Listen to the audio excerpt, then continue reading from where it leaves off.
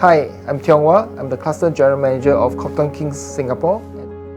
With the COVID-19, the international arrival has impacted our business. We actually went into different business models in order to sustain the business. And we actually looking at automation, digitalization, how to make our people a little bit more lean, and how are we going to sustain through the COVID and go into the new norm. STB actually launched it last year, so the hotel was being briefed on the STA program. So we actually went in to collaborate with STB, and then with Woohoo around, we are able to understand the guest behavior. We can collect a lot of descriptive data. I think without Woohoo, the hotels won't be able to use voice control. Without Woohoo, we probably can't do the room service order through a tablet or through a Woohoo device. We are now even doing the mirror casting from tablets to our TV. Initially, the utilization is about 25%. Gradually, we are now looking at about 40%. Woohoo is a very forward-thinking company. They actually came in to do a lot of support. They are very innovative. They actually very easy to work with. We are very happy with Woohoo now. Can we do more? Yes. There's still another 3 to 4 years of development in the future of us. I just strongly encourage people to try. The change management takes a lot of time, takes a lot of your efforts. I think as a nation, we need to move forward with digitization and automation. Because we are competing not only regionally, we are competing globally with the tourism.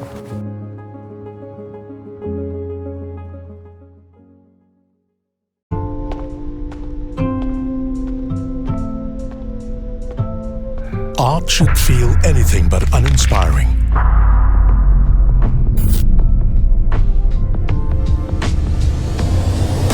Tap into a suite of tech tools to create immersive experiences with AR, VR, and everything in between. Unpause your future with T-Cube, empowering you to transform your business. Holidays should be the ideal getaway.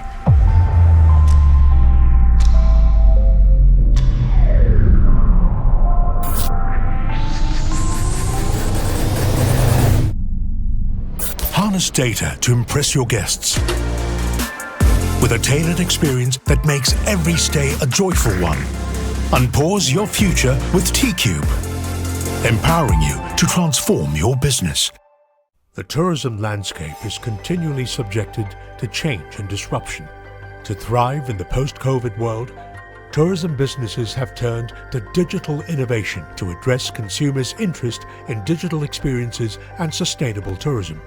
The Singapore Tourism Board recognizes this need for digital transformation.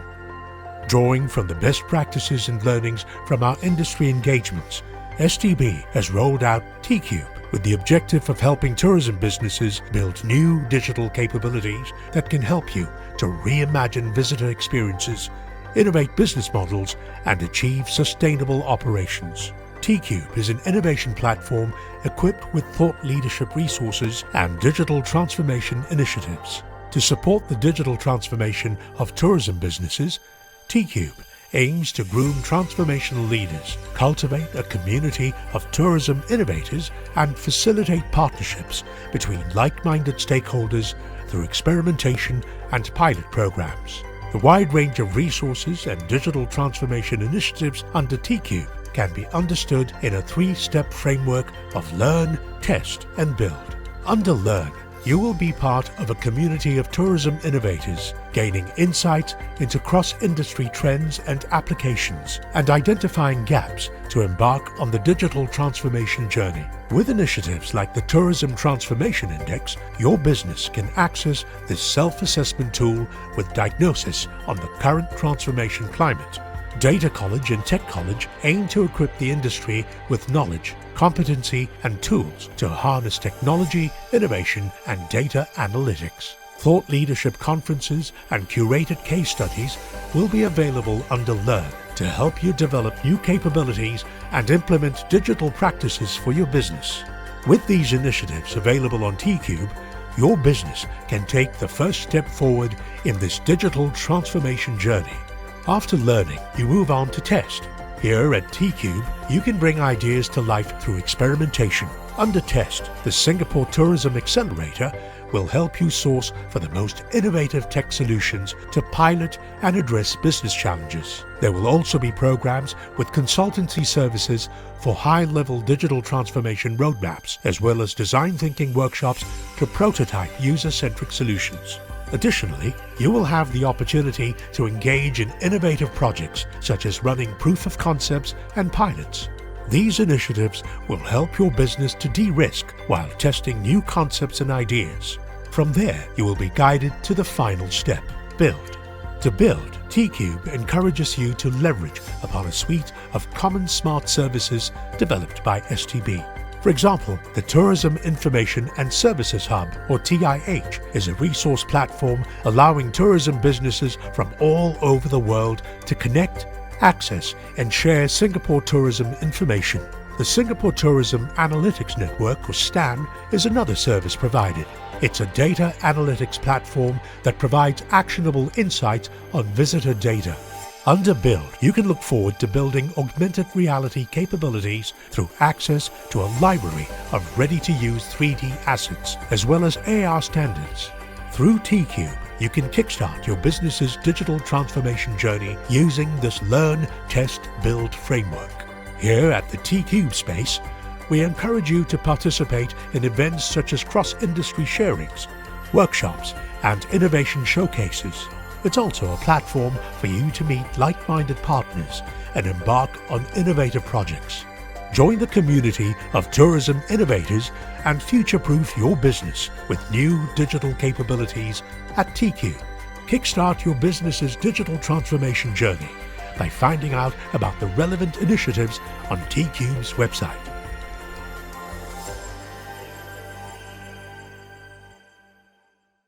This is one of my favorite parts of the course.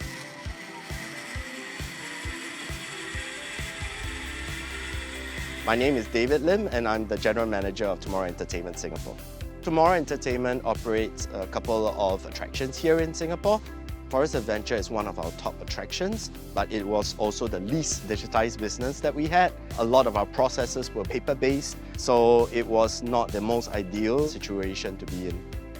We worked with T-Cube, STB's hybrid innovation space, on digitizing Forest Adventure. We attended STB's Data Analytics Shift program, or DASH for short. The course looks to work with local tourism companies such as ours to improve our data and digital capabilities. We learned the value of bringing several data sources together to give us a more comprehensive picture of how our business is performing and gave us more data points to make decisions with. After DASH, we came back and we implemented a new system that integrates our reservation ticketing system, our POS systems, our CRM systems, and our waiver systems. Now we are able to understand our customers better, what influences them, and the customer journey from start to end. More importantly, there has been a huge mindset shift within the company. The staff now are more willing to question, how we are doing things, and there is always that thirst for more knowledge and looking for better ways, more efficient ways of doing things. It's very exciting. I'm excited, the team's excited. As we are talking right now, this system is also being implemented at our trampoline park bounce. Personally, I feel that digital transformation and data analytics have been used too frequently as buzzwords but not truly understood. I highly encourage my peers in the tourism industry to work with T-Cube to explore how they can improve their digital transformation and data analytics capabilities.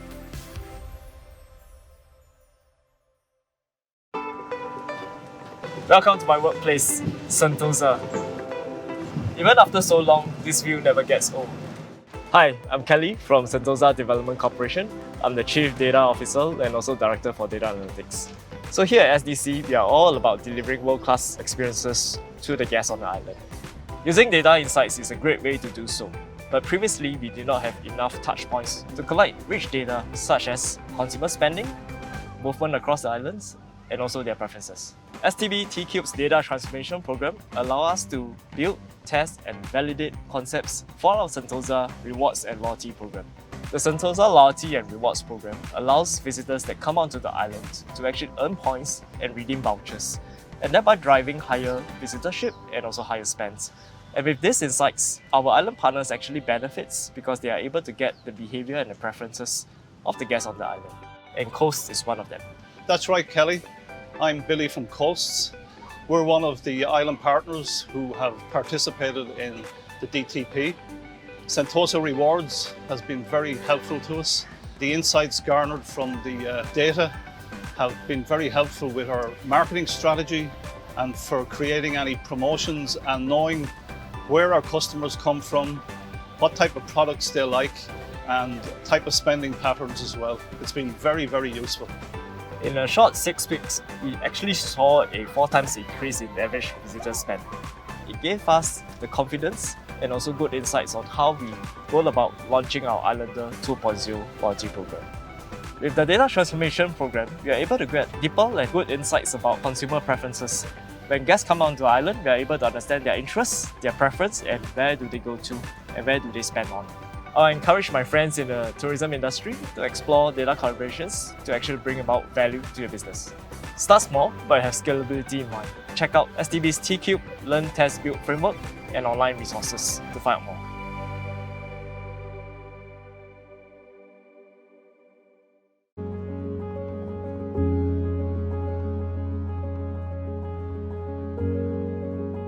Hi, I'm Tiong Wah. I'm the Cluster General Manager of Cotton Kings Singapore. With the COVID-19, the international arrival has impacted our business. We actually went into different business models in order to sustain the business. And we actually looking at automation, digitalization, how to make our people a little bit more lean, and how are we going to sustain through the COVID and go into the new norm. STB actually launched it last year, so the hotel was being briefed on the STA program. So we actually went in to collaborate with STB, and then with Woohoo around, we are able to understand the guest behavior. We can collect a lot of descriptive data. I think without Woohoo, the hotels won't be able to use voice control. Without Woohoo, we probably can't do the room service order through a tablet or through a Woohoo device. We are now even doing the mirror casting from tablets to our TV. Initially, the utilization is about 25%. Gradually, we are now looking at about 40%. Woohoo is a very forward-thinking company. They actually came in to do a lot of support. They are very innovative. They actually very easy to work with. We are very happy with Woohoo now. Can we do more? Yes. There's still another 3 to 4 years of development in the future of us. I just strongly encourage people to try. The change management takes a lot of time, takes a lot of your efforts. I think as a nation, we need to move forward with digitization and automation. Because we are competing not only regionally, we are competing globally with the tourism.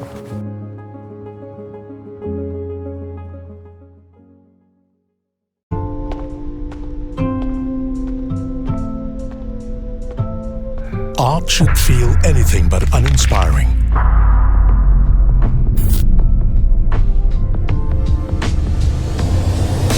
Tap into a suite of tech tools to create immersive experiences with AR, VR, and everything in between. Unpause your future with T-Cube, empowering you to transform your business. Holidays should be the ideal getaway.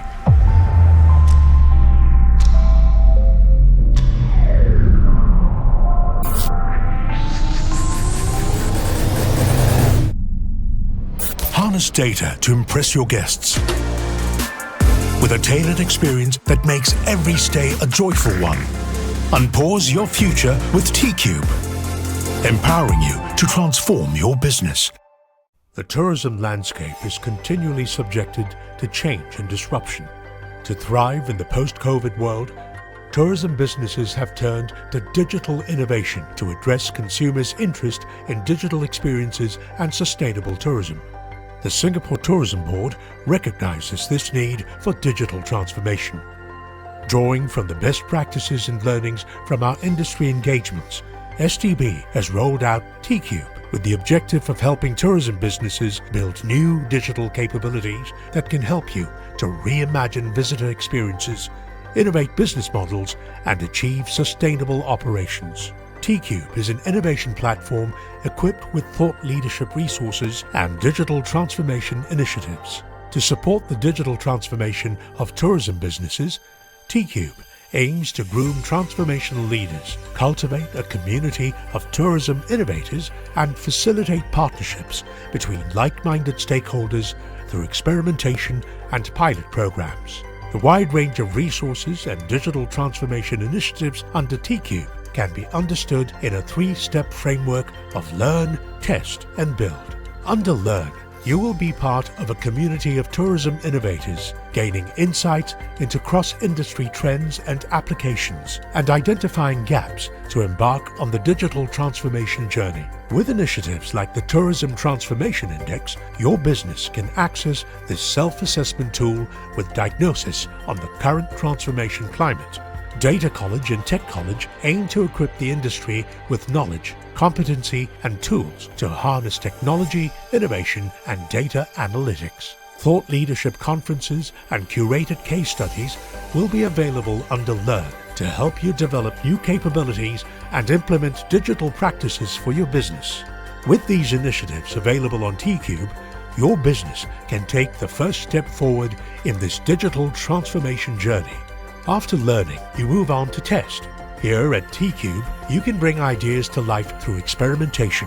Under test, the Singapore Tourism Accelerator will help you source for the most innovative tech solutions to pilot and address business challenges. There will also be programs with consultancy services for high-level digital transformation roadmaps, as well as design thinking workshops to prototype user-centric solutions. Additionally, you will have the opportunity to engage in innovative projects such as running proof of concepts and pilots. These initiatives will help your business to de-risk while testing new concepts and ideas. From there, you will be guided to the final step, build. To build, T-Cube encourages you to leverage upon a suite of common smart services developed by STB. For example, the Tourism Information and Services Hub, or TIH, is a resource platform allowing tourism businesses from all over the world to connect, access, and share Singapore tourism information. The Singapore Tourism Analytics Network, or STAN, is another service provided. It's a data analytics platform that provides actionable insights on visitor data.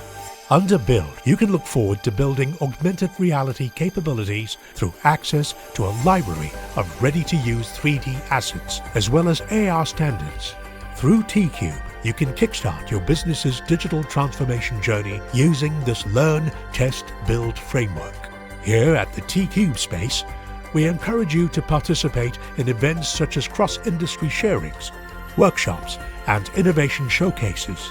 It's also a platform for you to meet like-minded partners and embark on innovative projects. Join the community of tourism innovators and future-proof your business with new digital capabilities at T-Cube. Kickstart your business's digital transformation journey by finding out about the relevant initiatives on T-Cube's website.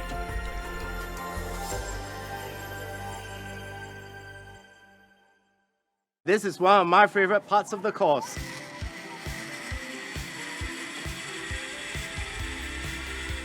My name is David Lim and I'm the General Manager of Tomorrow Entertainment Singapore. Tomorrow Entertainment operates a couple of attractions here in Singapore. Forest Adventure is one of our top attractions, but it was also the least digitized business that we had. A lot of our processes were paper-based, so it was not the most ideal situation to be in.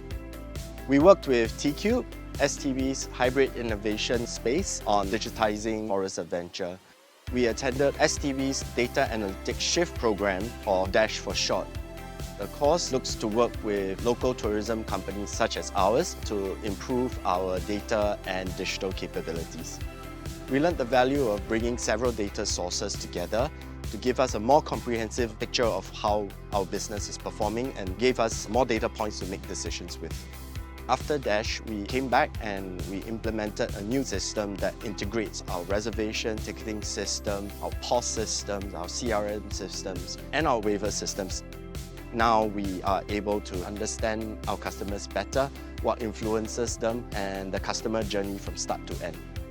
More importantly, there has been a huge mindset shift within the company. The staff now are more willing to question, how we are doing things, and there is always that thirst for more knowledge and looking for better ways, more efficient ways of doing things. It's very exciting. I'm excited, the team's excited. As we are talking right now, this system is also being implemented at our trampoline park bounce. Personally, I feel that digital transformation and data analytics have been used too frequently as buzzwords but not truly understood. I highly encourage my peers in the tourism industry to work with T-Cube to explore how they can improve their digital transformation and data analytics capabilities.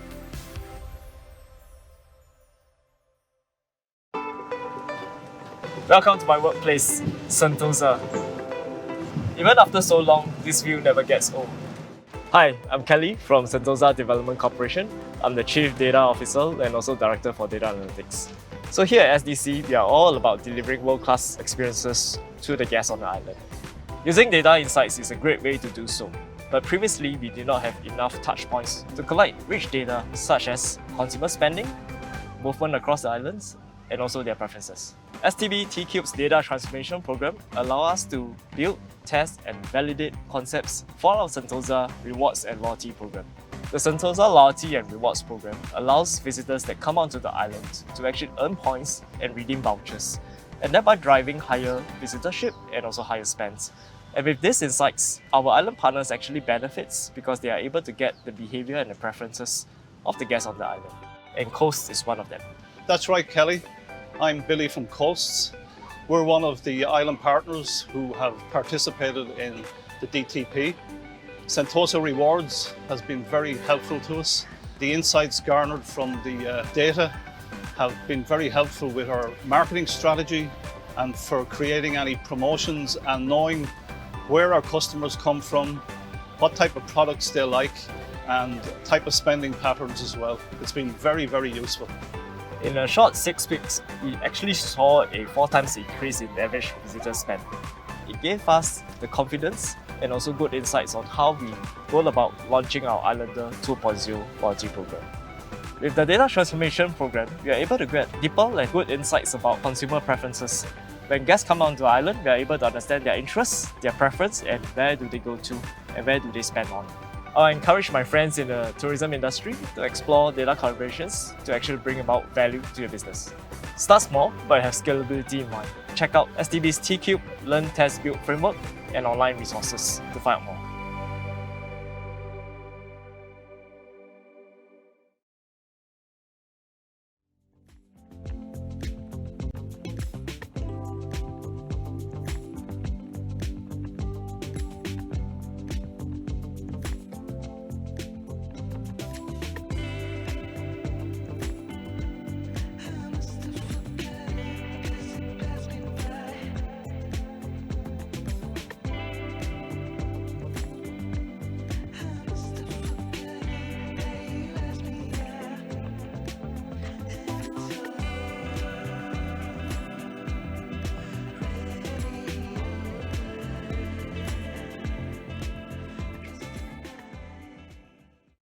Good afternoon, everyone. We will be commencing shortly, so may I invite all my audience to take your seats, please.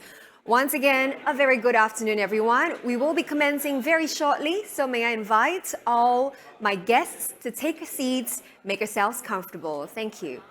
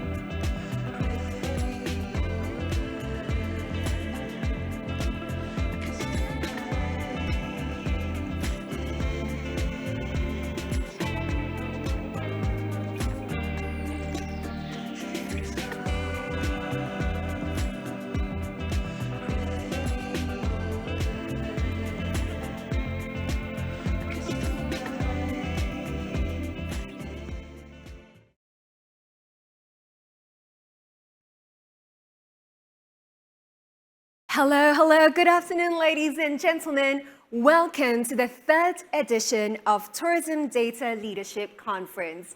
Thank you so much, everybody, for being here with us. My name is Fiona Lowe. I'm super excited to be your MC today. Now, today's conference brings together leaders, data experts, and tourism associations to share insights as well as discuss the use of data to drive business outcomes. And I'm super glad to see that businesses and activities are resuming after the pandemic, and I can see a lot of happy faces here, and I think that all of you do agree with me. But today, we are having a hybrid event, which means we have our on-site guests, and we also have online audience tuning in as well, so hello to all of you. So we do have a couple of administrative details to get out of the way before we get officially started. So today's program will be about 2 hours long, so make yourselves comfortable. I can see that everybody on site, more or less, you know where the drink stations are. Just in case you need them, it's here and here. And for our online guests, 2 hours, so make yourselves comfortable. Have some food and drinks around you as well as you tune into today's program. So also at the same time, we will have a networking event right after the program for our on-site guests. It will be held at the foyer outside of the ballroom. Now, if you take a look to the left and right, you will see that there's a QR code, and we'd like to invite all of you on site to scan. For our online guests, you will see it flashed into your screen, and as you scan the QR code, feel free to also key in the passcode that has been flashed out. So this will give you access to Pigeonhole. That is where you can participate in polls, as well as send in any questions you have for a panel discussion that will be happening later. And for Q&A, you may indicate who your question is dedicated to, and also we encourage you to share your names with us just in case we need to do any clarifications later. And we will be moderating the posts, so any inappropriate comments or questions will be deleted. So this session is recorded, and the recording link will be shared with you after the event. And at the same time, we will be sharing the presentation slides and materials with all of you. So we do have a post-event survey for all of you, and we'd like to encourage you to participate in that just before you leave the webinar or before you leave the event. And we'd like to encourage everybody to participate actively. So, to get ourselves warmed up a little bit, we have our first poll of the day. You can see it. We're going to flash it behind me very quickly. And if everybody can take out your phones right now, the first poll question that we'd like to invite everybody to take part in, and also at the same time, test to make sure that it is working. First question is, what is your organization's strategy for the collection and use of data? So take some time to key in your response. Is it integrated with overall business strategy, consistently reviewed, standalone data strategy that is not updated regularly or integrated with business strategy? Third option is developing a data strategy. Number 4 sees value of data proficiency but have not developed an organizational data strategy. Or the last option, data proficiency deemed too expensive and time-consuming to deploy extensively. I'm looking at the screen now, and I can see some responses coming in. About 70% of you said integrated with overall business strategy, and it's consistently reviewed. So that's great news. Happy to report that, I have the results behind me as well, so you don't have to turn around. I'm very happy to report that nobody chose data proficiency deemed too expensive and time-consuming. So that's great news. Alrighty, so we're going to close the poll right now. Thank you so much, everybody, for your participation. So there we can see most of you, oops, spoke too soon. 5.4% said too time-consuming and expensive. Wonder who that is. But anyways, happy to report that most of you said the first option. So let's get started with our event proper, shall we? Please join me to make lots and lots of noise for Mr. Wong Ming Fai, Chief Technology Officer, Singapore Tourism Board to deliver his welcome address.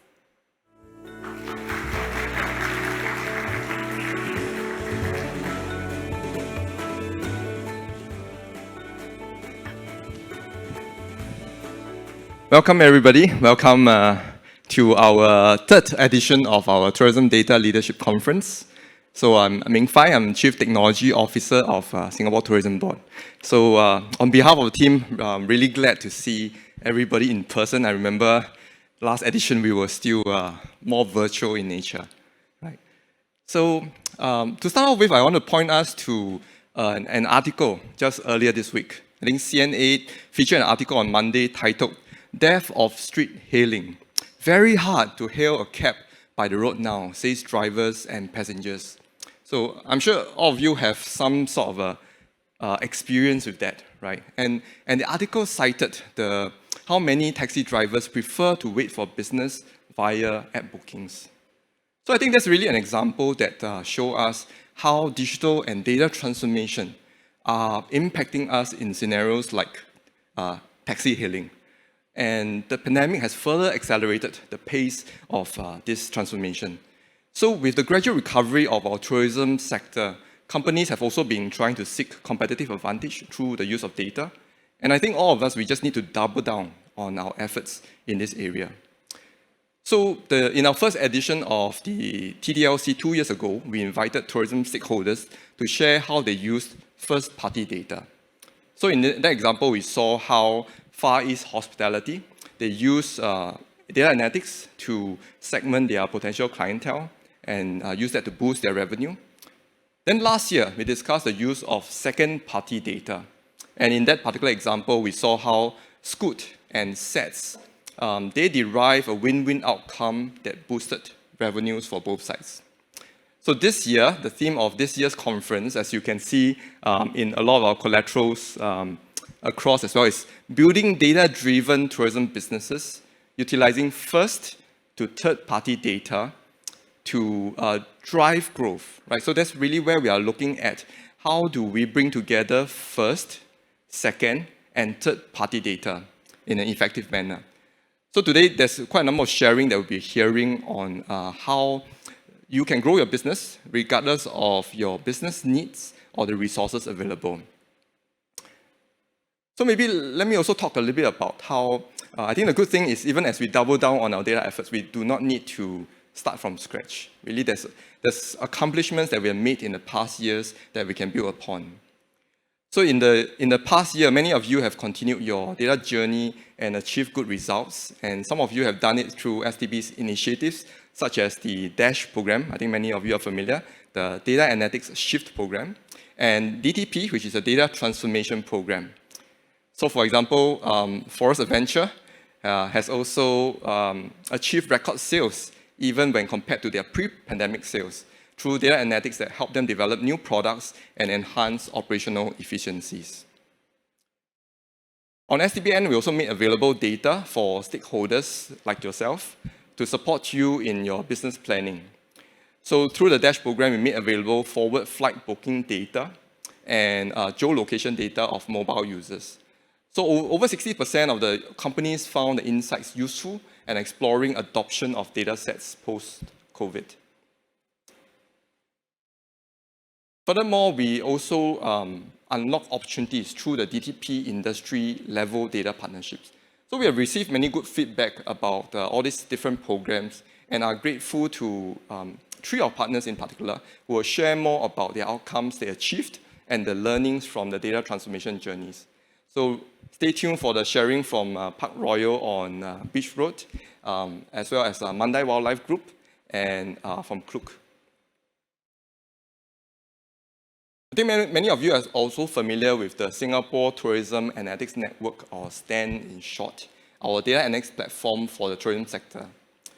In the past year, STAN has rolled out new features such as Data Marketplace and the Industry Sandbox for tourism sector to share, explore, and co-create data use cases.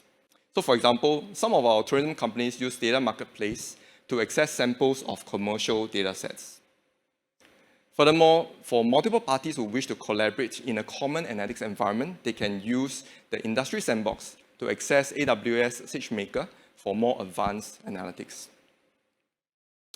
I think lastly, let me talk a little bit about not just doing it alone, but really how do we build a community for us to come together to do this analytics effort. And I think it's heartening to hear, even before the conference, really a lot of you sharing your stories. And this is really what it is about, building a community for us to help one another along.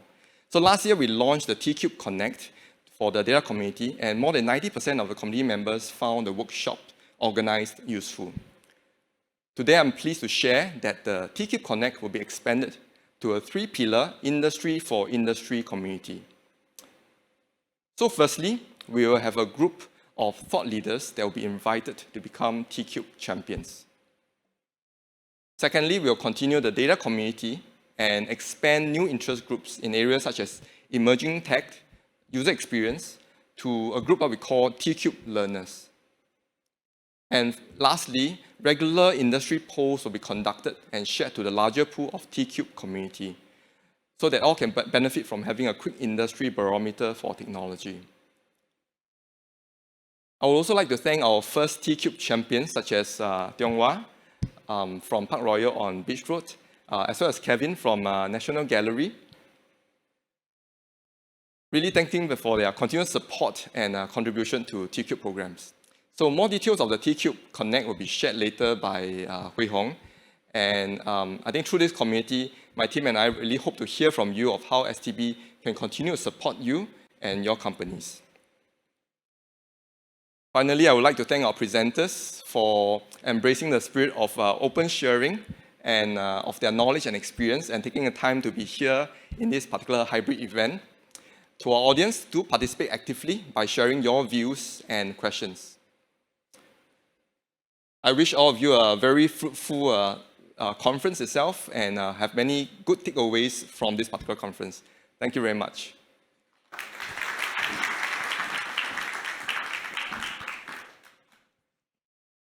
Thank you so much, Ming-Fai, for kicking start the event proper for us.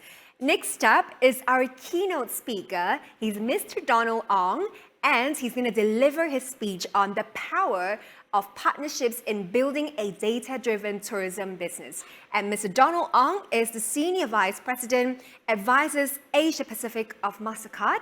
And MasterCard Advisors is focused on driving value beyond the transaction, leveraging the unparalleled data, technology, and world-class consulting experts to deliver smarter decisions and better outcomes for governments, banks, and merchants. So please join me to welcome on stage Donald. Thank you. A very good afternoon to all of you. I'd like to start by thanking our friends from the Singapore Tourism Board for organizing this fantastic event and for the opportunity to speak today. It feels really great to be able to come together for conferences once again. Virtual formats, they were incredibly helpful during the pandemic, and there is clearly a place for it today. But if anything, it's made me appreciate the in-person experience even more. Now today I'm going to talk about the state of travel, why being data-driven is more important than ever before for travel businesses, and what does it actually take to be data-driven.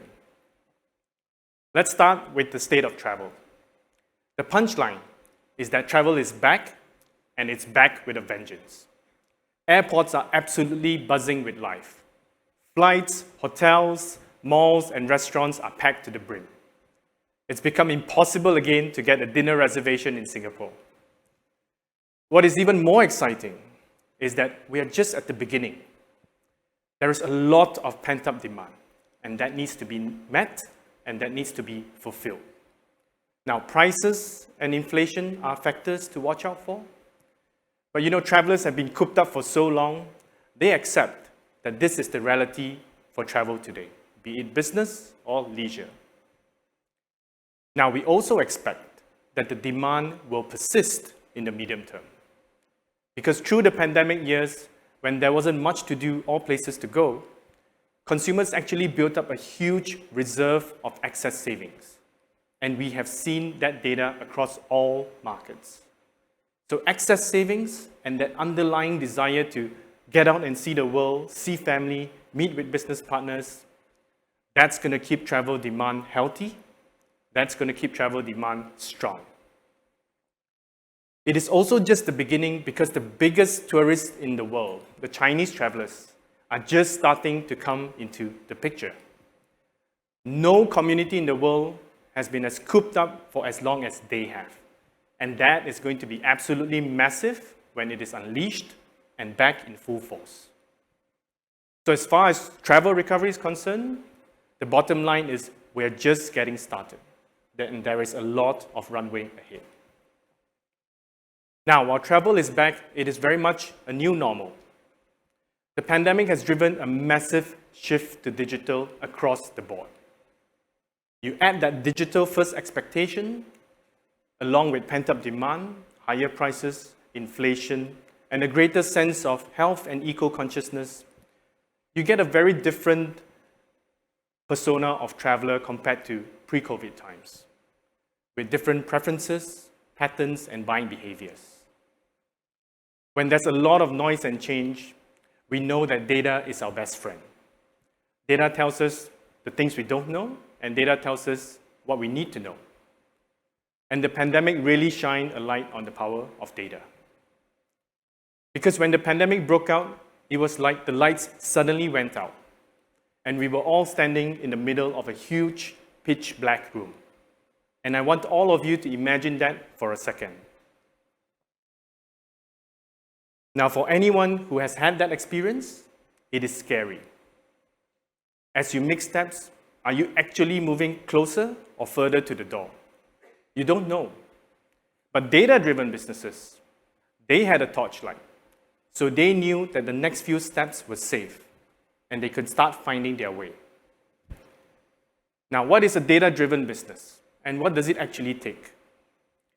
A data-driven business is one that leverages the power of data to understand customers, to reach them, excite them, engage with them, and keep them.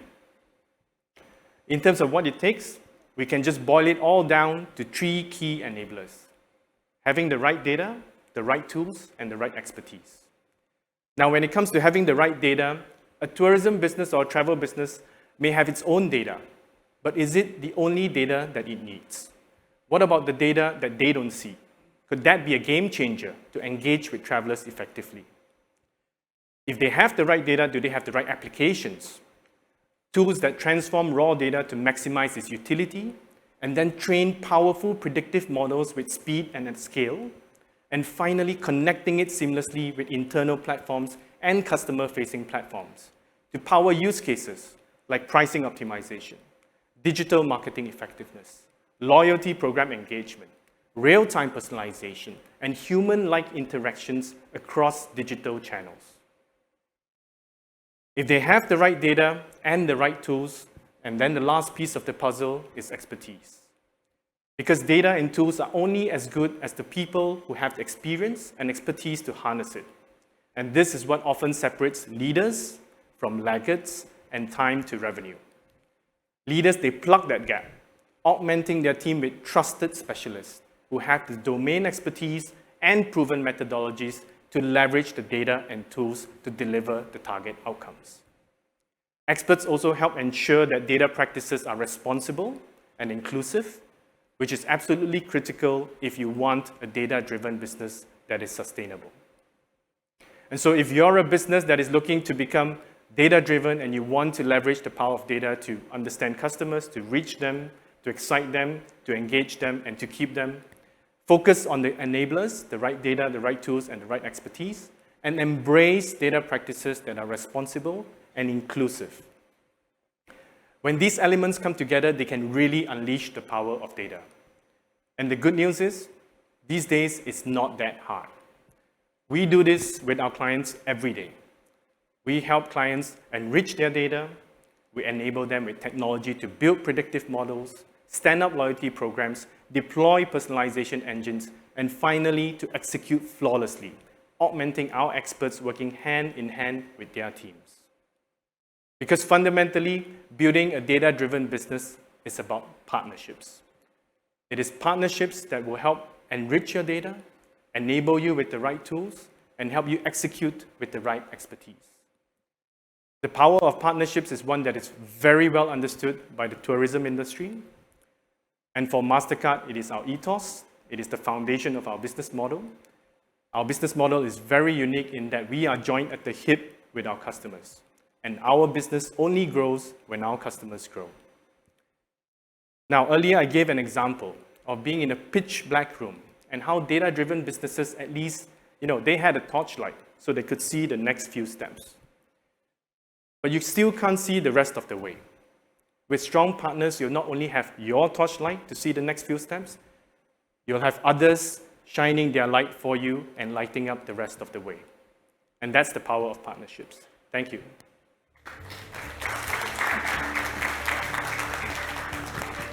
Thank you so much, Donald, for your insightful and inspiring sharing, and I hope that all of you enjoyed that. We have more to come, but before that, we are a little bit curious about how all of you are feeling. So we have another poll that we'd like for you to take your phones out and participate in. So the next question that we'd like to ask you is, what type or types of data does your organization analyze? Is it first-party data? Data collected directly by the organization? Is it a second-party data? Data that's shared by a trusted source, for example, someone else's first-party data? Or is it third-party data, which is aggregated from outside sources that are not original collectors of that data? So take some time to share your response with us. We are going to show you the results very, very soon. But in the meantime, I'm seeing all the live results coming in. About 48% of you said first, second, and third party. There's 0% on only third party. About 2% of you said none at the moment. So I think we can consolidate the results. There you can see it behind me. Most of you said first, second, and third party. And coming in second is first and second party. So I hope that gives you some insight as well. Thank you so much for your sharing. Coming up next, I would like to invite Mr. Kong Tiong-Hwa to present his insights on data in the future of hospitality. So if you were here earlier, you might have seen him on screen. Now we're going to see him in person. Mr. Kong Tiong-Hwa is currently the General Manager with Park Royal at Beach Road, a part of Pan Pacific Hotels Group. So apart from bringing an extensive experience of over 30 years in the hospitality industry, both in Asia and in Singapore, Mr. Kong also brings to the table his vast expertise of hotel management, asset management and operations, as well as his skills in digital transformation, elevating guest experiences. I'm certainly excited to find out how information pulled from internal systems and external sources are pieced together for room optimization and also to support F&B digital marketing efforts. So please join me to welcome Tiong-Hwa, who will be taking questions during the panel discussion later. So if you have any questions for him, please use Pigeonhole to send in your questions and direct it over to him. Okay, enough being said, let's formally welcome Tiong-Hwa. Thank you. Good afternoon, ladies and gentlemen. Welcome to STB Tourism Data Conference Leadership. I'm here just to share a little bit of what happened in hospitality, data in the future of our business. We started using numbers, but when we put all the numbers together, it forms data. So back in the 90s, we talk about average check, how many covers do you have, what's the occupancy, and what's the ADR. But by putting them together, it forms a very critical business tool and also strategy, allow us to grow from good to great. Business understanding, data understanding, data preparation, modeling is what we learned over the last couple of years. How are we going to leverage on that to optimize our business? I just want to share a little bit more about the business analytics cycle. Thanks to STB, we jumped on the Dash 2.0 program. we start to learn all this, the whole process of business analytics by understanding the business needs, looking at the demographics, the source market, the nationality, gender, segmentations, then to come up with what do we need to pick from the data. And identify the data source, looking at some very messy data that we have. Are they clean or are they not clean? How are we going to cleanse it? How are we going to pick the data point? Working on the data preparations. Looking at this, wow, first, second, third party data, they are all there, coming from the hotel, airport, airlines, the chain data, all the way to social media and third party. Lots of data to pick, but as I mentioned just now, it's a process that we learn throughout the whole Dash 2.0. It's a project that in collaboration between Park Royal and Beach Road with Singapore Tourism Board. So just want to share the first case study, room optimization through future data, using our first party data and also third party data. So STB has provided us some flights info. What are the air tickets sold in the next 12 months? What are the transactions that's happening in the market? We also can see what are the marketing activities that's happening in the future. Based on historical, based on the future data, we then came up with who to target. How are we going to do market penetration? And what business segment conversion that we want? Then we went into data preparations.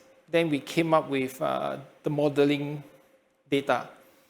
By looking at this, we then look at the source market. How are we going to target on the right segments and optimize our revenue as well as profitability? Search activities, looking at the movement of the search, what happened by the source market. How are we going to bank our money at the right place? Have a point of sale strategy in there to capture the right business to the hotel. How do we ramp up on the books? When you have enough, how are you going to be more selective? Looking at what source market do you want? What are the channels that you may not want? By having different market segmentations, we're looking at are they going to be more profitable going through a third party, or they are going to be more profitable through direct? Do you have to have balance of corporate versus transient? That's the build-up using data. Source market is one. I had discussion with some of the speakers. We spoke about everybody is looking at top 5, but not every source market provides you the best yielding or the easiest to clean room. So you got to be more selective when you have a base business and you know what's going to happen in the next 6 months. Lead time is one good example. We all want, we are very greedy businessmen. We want high yield, long lead time, but not all businesses are there. So how are we going to leverage on data that provides us looking at the third party and the future data to penetrate, to capture the right source market that we want? And of course, channels. Some channels has pretty high commissions, some direct channels, some channels that give you at least 50% yield in your business. How are we going to target on them using the forward data? Last but not least, B2B and B2C. The B2B can be static and dynamic and versus B2C.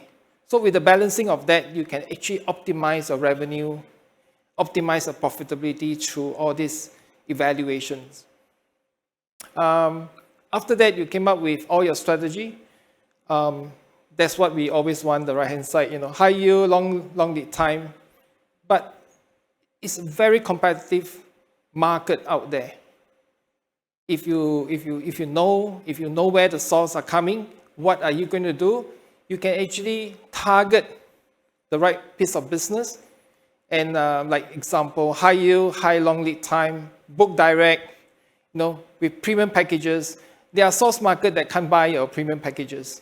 They may be the B2B channels, which is coming from static. How are you going to look at the distribution? Where are the distribution that gives you the high yield business?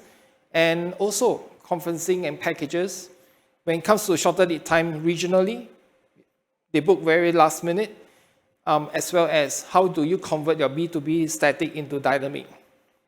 So there are many, many different ways of putting up your strategy, leveraging your data, and optimize your performance in the hotel. This is the second case study that we work together with STB, Dash 2.0. They provide you the data, they provide you the mentor, get to the playground and play. So what they do is they give us location data, close to about 1.5 million data points. So we then go into data preparations. We look at the time of the day, by district, profile of the customers, or profile of the people who visit the district. Are they travelers, professionals, parents, or students? Demographic, and also time of the day. So we then came up with digital marketing strategy. This is what we did on the digital marketing. We look at day of week. We look at time of the day. These are the hot maps. Where are we going to target on these customers, the pool of customers around us? Gender, as well as the age. Just to share, we have grown our business year on year for F&B at 292%. And if we go back and compare to 2019, we have grown the business by 91% by looking at this carefully. So it's great opportunity, but definitely time consuming. But there's help from STB for everybody that is interested. I'm not selling STB for sure. Sorry. Any decision making, on pricing, is always to it's good to go back and look at the data. Create a competitive advantage.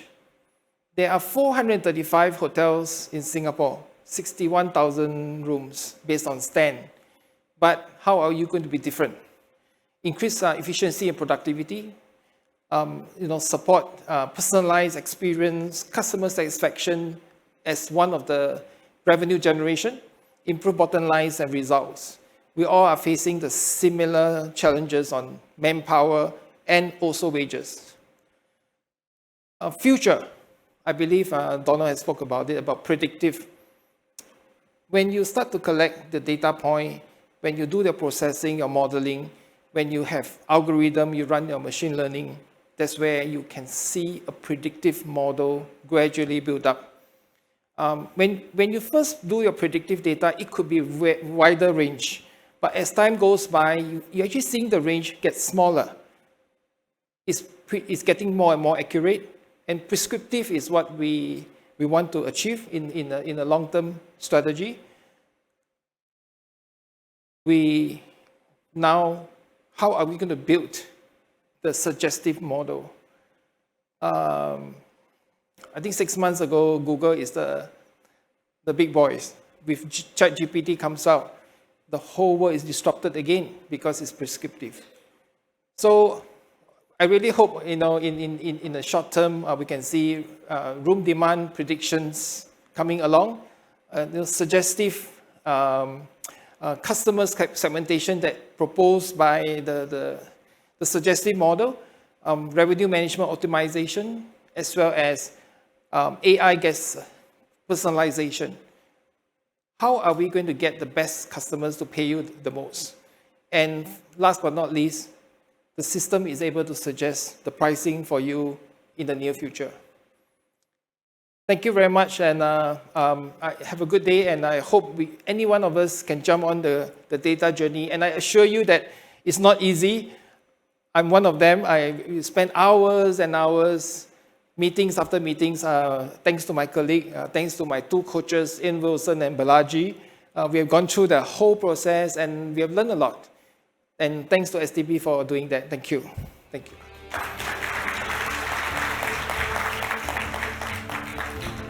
Thank you so much, Tiong Hua, for your insightful and also very candid sharing. And I do enjoy your sharing very, very much.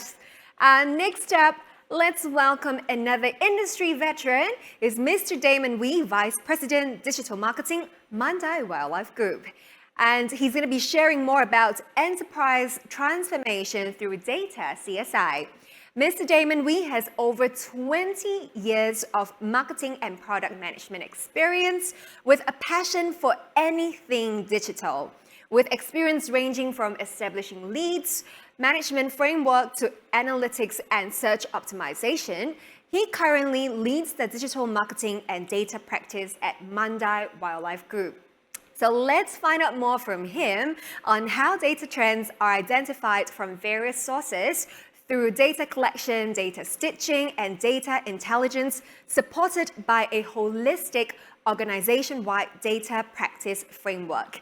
So similarly, Damon will be sitting on the panel later. So if you have any questions for him, please scan the QR code and state that you would like to direct your question over to Damon. So for now, please join me to welcome Damon on stage.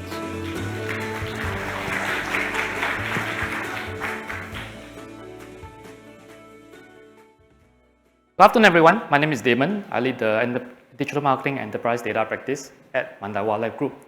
And today, I'd like to share about the topic of enterprise transformation through data CSI. Now, before I go there, I'd like just to take a minute to share who we are. So Mandai Wildlife Group is better known as the operator of Singapore Zoo, River Wonders, and Night Safari. And we are proud advocates of biodiversity, working closely with our conservation partners in Singapore and around the region. We also care for the planet, and we are actually in the midst of driving a rejuvenation plan, whereby we are expanding our real estate from 64 hectares to 126 hectares, incorporating 5 wildlife parks, indoor attractions, green public spaces, and an eco-friendly resort. Now, personally, I joined the organization back in 2019. And very much back then, we were very much agency dependent in terms of creating our various web analytics dashboards and reports. Each creation of report or dashboards will be subjected to a man-hour rate. And for complex reports involving multiple report sources, our end users will produce themselves, and typically it will take weeks or months. Now, of course, there's a limitation to the depth of the reports being developed because it's mainly dependent on what business users brief the agencies on. Fast forward to today. Around the end of 2020, we started to develop our in-house resource. And since then, we are more cost-effective. As a team, we started with 1, now we're 2, still slowly ramping up. But we're able to take on a greater scope with a longer-term view. Our data team could now construct centralized dashboards, which used to take weeks or months for our business users. And my business users could now just access refreshed data on a regular basis. The enterprise data team now could also proactively provide insights based on understanding of the business, which an agency is not able to provide us with. Over the next few slides, I'll be providing you with some color to what I just spoke about. Firstly, about DigiDash. DigiDash is Mandai's approach to digital media optimization. The problem statement we started off with is that we used to rely heavily on agencies, providing us media reports, which typically ranges from weekly to bi-weekly updates. But we know that for short burst campaign, for example, we need a lot more regular updates than weekly. And because by the time you access the report, the campaign could be over. So what the team did is that we developed an integrated dashboard, which is mapped to the various data sources. In this case, ranging from Google Ads to Google Search Console for organic traffic and keywords, for example, and Google Marketing Platform for programmatic ads data. We also actually ingest Singapore Tourism Analytics Network data to correlate tourist arrivals as well. But what this eventually does is to enable an integrated dashboard for media with near real-time data refresh, real-time capability. For example, now I will be able to see my best performing ad What ad format is it, a 300 by 250, for example, in terms of ad format? What's my cost of acquisition for that particular ad format, as well as the overall campaign level basis? This is something that typically agencies will charge a 5-digit sum for, but my team did this without agency support, and today my marketing team is using this. Another example is membership insights. So my membership team used to be very worried when our bosses ask, oh, can I have a refresh drill down of what's the F&B spend, retail spend, what's the renewal rate, how frequent they visit, which park they visit, for example. So upon better appreciating their pain points, the team used to manually map this all via Excel via different data sources, right? But what the team did is we started to understand the business. We built a relational database, in this case, and we construct a Power BI dashboard, drawing data from various data sources. We eventually helped the membership team build this customer lifetime value dashboard using data from as far back as 6 years ago. And today we know who are our most loyal customers, who are our biggest spenders within our membership database, and who is the at-risk segment, because if they don't visit our part of the membership, they are at risk. All this via integrated dashboard. The last illustration I have is tourist insights. Earlier, Tiong-Hua mentioned about using forward keys as well. So we are starting to look beyond traditional yield management. So historically, the organization has looked at tourist yield based on using total admission revenue over attendance. From a strategy standpoint, we also use historical data from Stan as well. So this is a typical illustration. And fast forward to today, with our new payment platform which we have onboarded, we are now able to derive payment insights. But we are able to determine which is our lowest as well as highest yield market. Are they spending more on F&B or retail or admission? The type of food or retail product categories that are consuming by nationality, and also identify markets which we used not to concentrate on in the past. Earlier, Tiong-Hua mentioned some organizations look at top 5, some top 10. We look at top 15. But beyond this top 15, through this data, we actually identify potential higher market that used not to be in our top 15. And this represents a huge commercial opportunity for us. Now, data CSI, what is it? So all these earlier use cases are made possible via data CSI. So firstly, the C stands for collection. So at this first stage itself, we look at where are the data captured, what parameters or fields are we capturing, and do we need to define a data taxonomy, and how or where do we store the data. Then we progress to the next stage, where the S stands for stitching. Now we live in a world of fragmented data, and each platform and tool in our arsenal has different way of tracking data as well. So here we look at the platforms or tools that can be best used to construct the data itself. For digital media in this case, we decided to use Local Studio, used to be called Google Data Studio, simply due to out-of-box integration with the main ad data sets that we have. Now we also look at primary key, for example, to use to correlate. For example, email address can be used as a primary key. And from a technical standpoint, we decide whether to use an API or SFTP method to pull data from various data sources to the workspace itself. And finally, I for insights, which is where we will determine if the insights can be enabled by one or multiple platforms. Who are the users and how to make it user-friendly, enough for them to use it on a regular basis. Because after hours and hours of spending building the report itself or dashboard itself, right, the last thing you want is to end up like a white elephant. Luckily, all the elephants at Singapore Zoo are well loved. Likewise, our insights dashboards. Now, this is a summary illustration of how data CSI can be applied. So again, using membership as a reference point, members visit our different parks, purchase at retail F&B. They may visit the website even after membership has expired because they could come back as an FIT visitor. So from the data collection standpoint itself, we collect the various data sets from members' profile, booking data, in-park visit data from the turnstile itself, point of sale purchase data, also web analytics and our commerce data for non-member purchase. And this is made possible by stitching. In this case, we stitch the membership ID and the visitor ID from the web sessions itself. And with that, we are able to now derive a lifetime value as a member, right?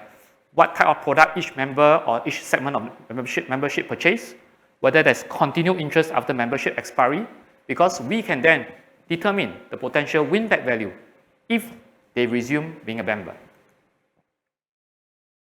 Now, data CSI can only be possible, what I call, due to the 3 Ps. Firstly, people. HR and management buy-in is important because you need the support for resourcing. And for us, because we transitioned from an outsourced OPEX-heavy model to an in-house hybrid model where we rely less on agencies, that's why senior management and HR support is important. Then we need to look at how to integrate the data team to be plugged into the business itself so that they can appreciate what the stakeholders or business units are looking for and develop insights that business units are interested in. And finally, from a visualization perspective, the platform selection is important so that your users are familiar and appropriate onboarding process needs to be introduced so that by appropriate intervals, we may get new hires up to speed as well in using the dashboard.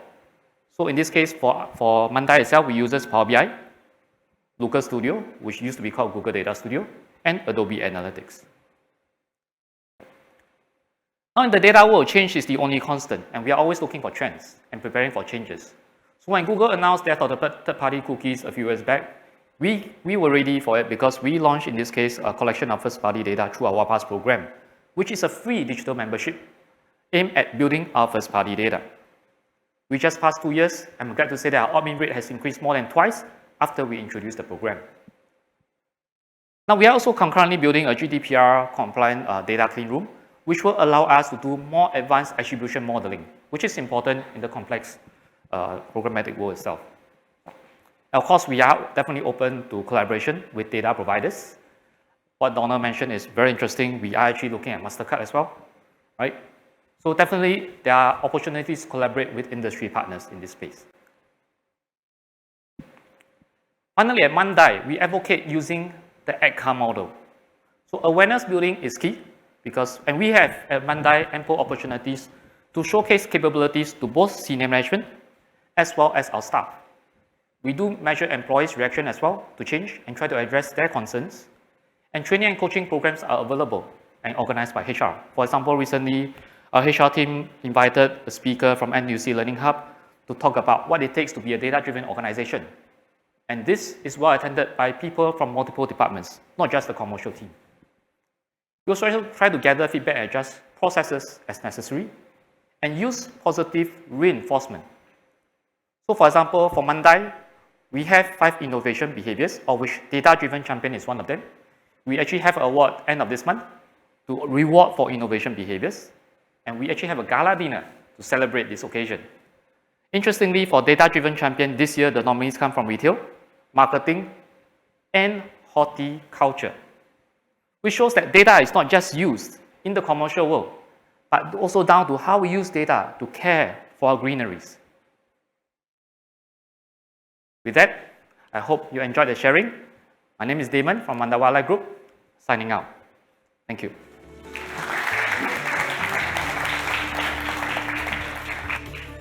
Damon, thank you so much for your sharing.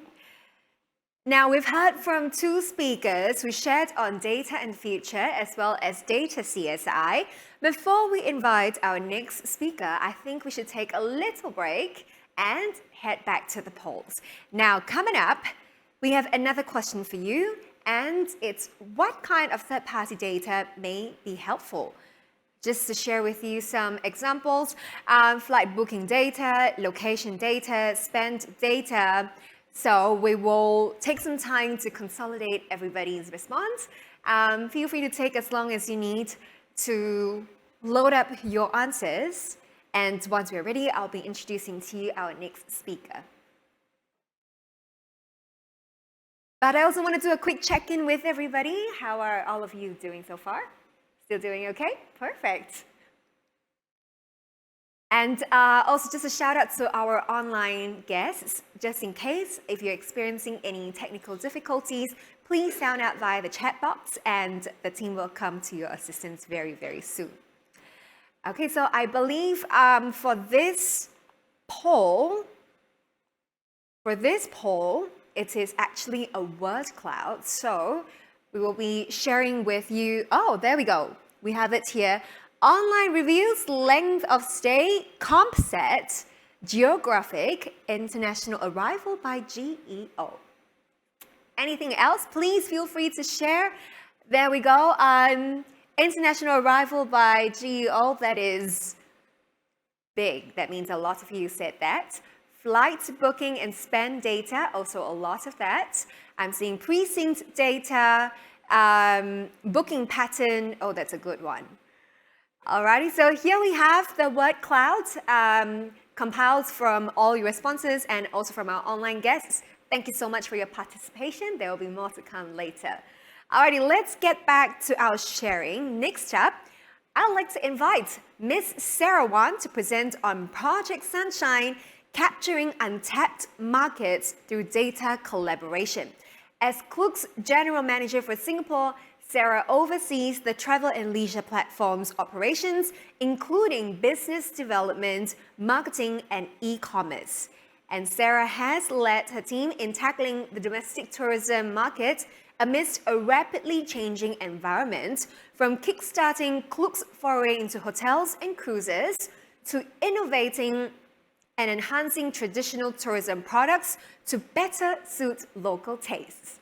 Sentosa Development Corporation, Island Partners, and Klook have come together to work on Project Sunshine, which is a collaboration to develop a proof of concept to identify travelers who have visited and have propensity to visit Singapore.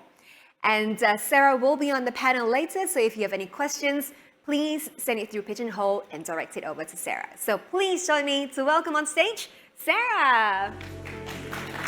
Thank you very much. Good afternoon, everyone.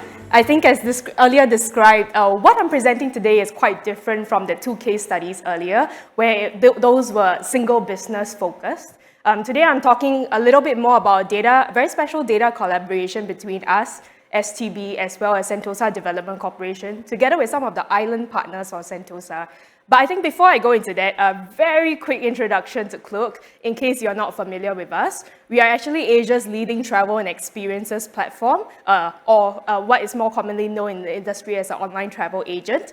Primarily born from experiences, but we then expanded our business into other verticals and business units. Yeah, so just a quick snapshot of the kind of coverage we have globally. So more than 530,000 experiences in more than 1,700 destinations. In Singapore, and this gives you an idea of the kind of data sets that we do collect first party also. Again, we started our business in what we call the play category. So attractions, theme parks, which is the primary focus of the project that I'm about to talk about. But during COVID, we also expanded into the stay category. So that's your hotels and staycations and move. So cruise is now a very big part of our business as well. We look at a lot of mobility products, connectivity products also. So this is just a snapshot of the kind of data that we collect firsthand.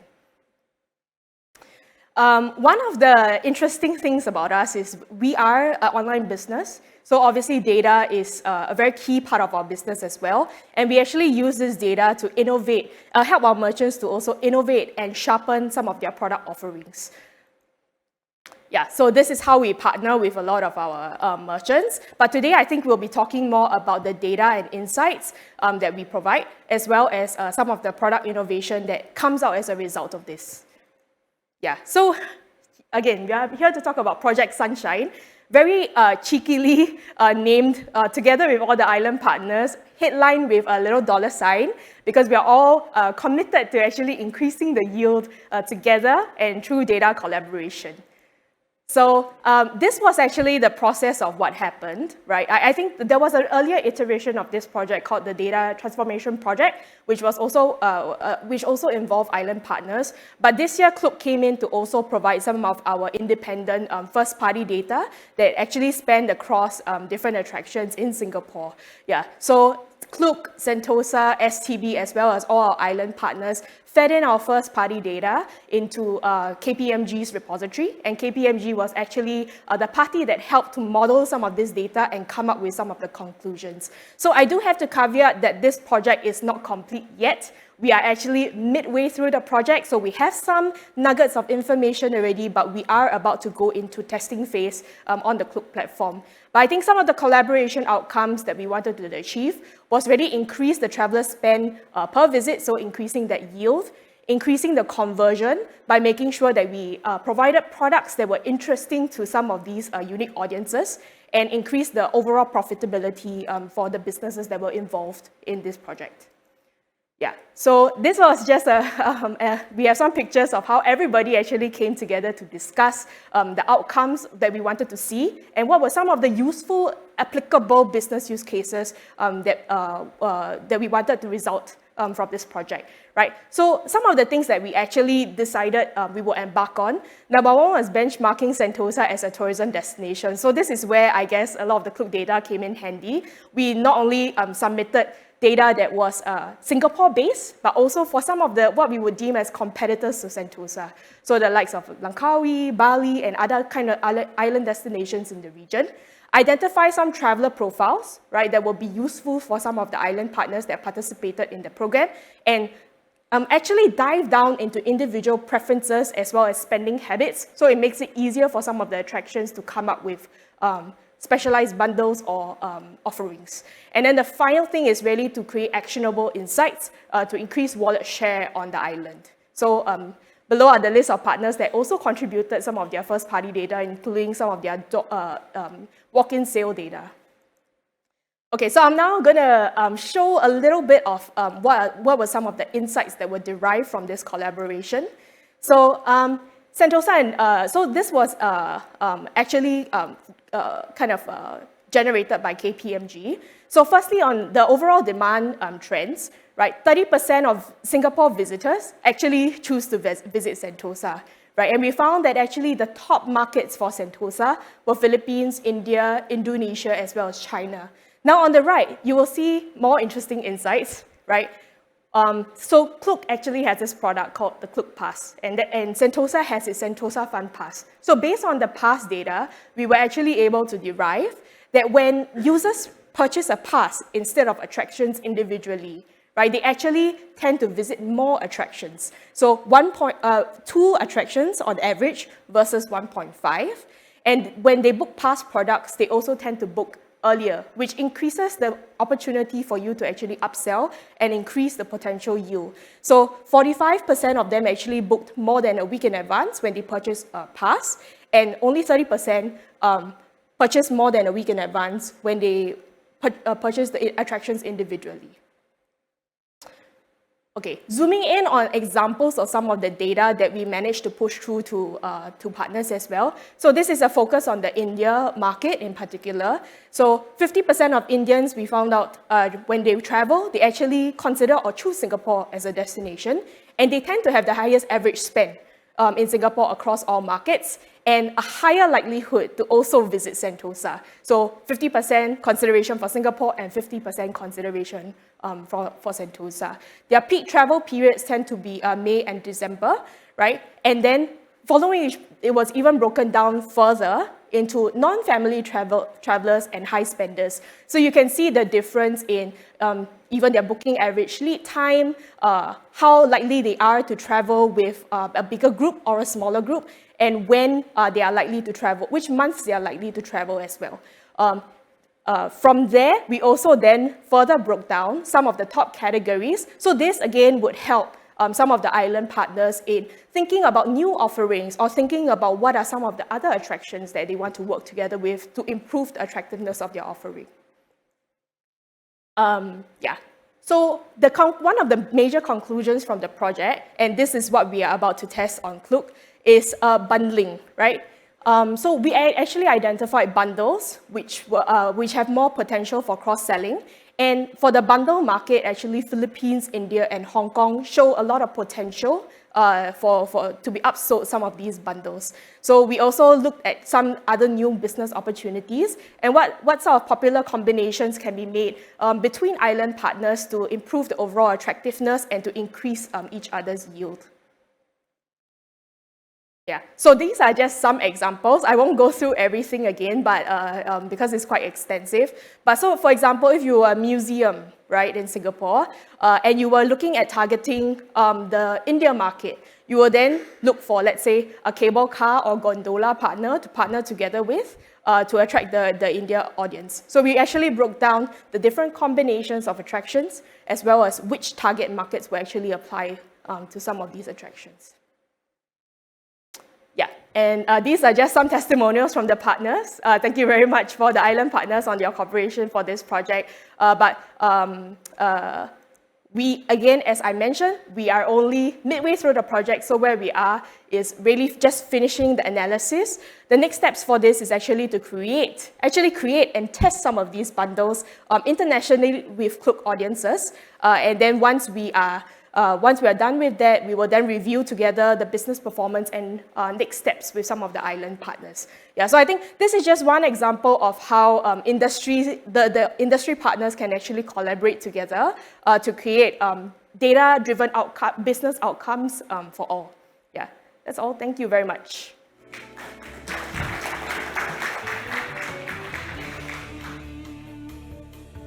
Thank you so much, Sarah, for your sharing. Next up, I would like to invite Mr. Jay Shah to present on facilitate data insights in sharing while maintaining data privacy. And Mr. Jay Shah is the Chief Artificial Intelligence and Product Officer of Leader.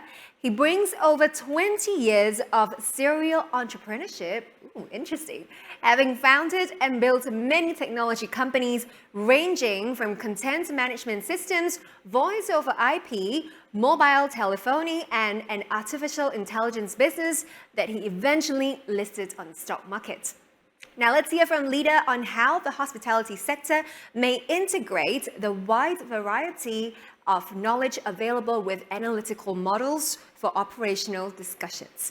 So Jay will also be sitting on the panel later, so you know the drill. If you have any questions for him, please send it through Pigeonhole and direct it over to Jay. For now, please join me to welcome Jay. Hi. Good afternoon, everybody. And those of you joining online, good morning, good afternoon, good evening, depending on which part of the world you are. And STB, thank you for the invite here. So yes, my name is Jay Shah, the Chief Artificial Intelligence Officer and Product Officer for Leader, and we're going to go into what Leader is about in a second. The world is a lot more complex than it ever was before. You know, back in the days, you had very small pieces of information that you can analyze, and a single person can actually do it. Now you've got organizations creating truckloads of data on a regular basis. And it's not just coming from a singular system, it's coming from disparate sources across the entire organization. You're bringing in information from third party, second party, and so on forth. It's become a nightmare to sort of manage. And this is the area that we sort of play in very well.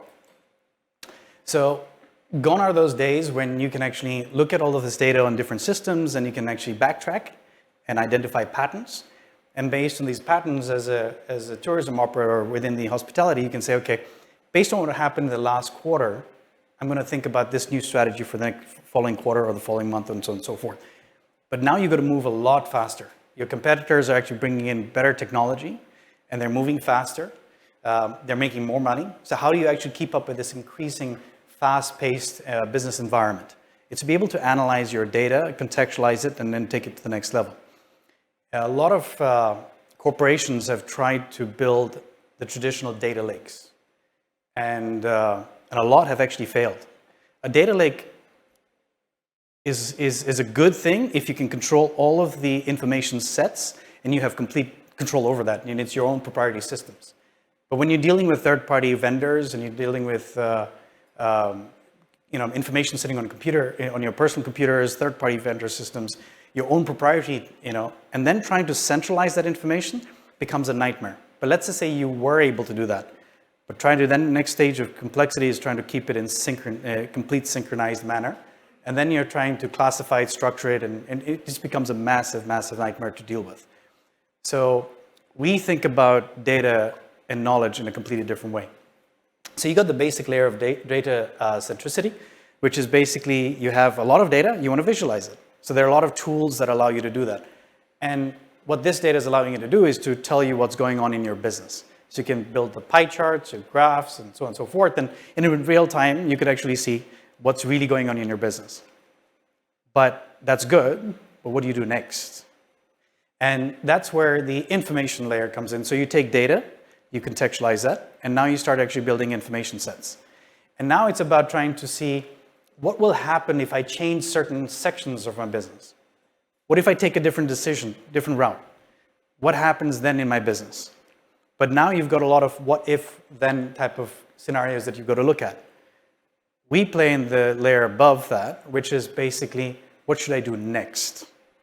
That I have all this data, I've contextualized it, I've created all these information sets, I've layered all these information sets together, and I've created knowledge about a certain section of business unit in my organization.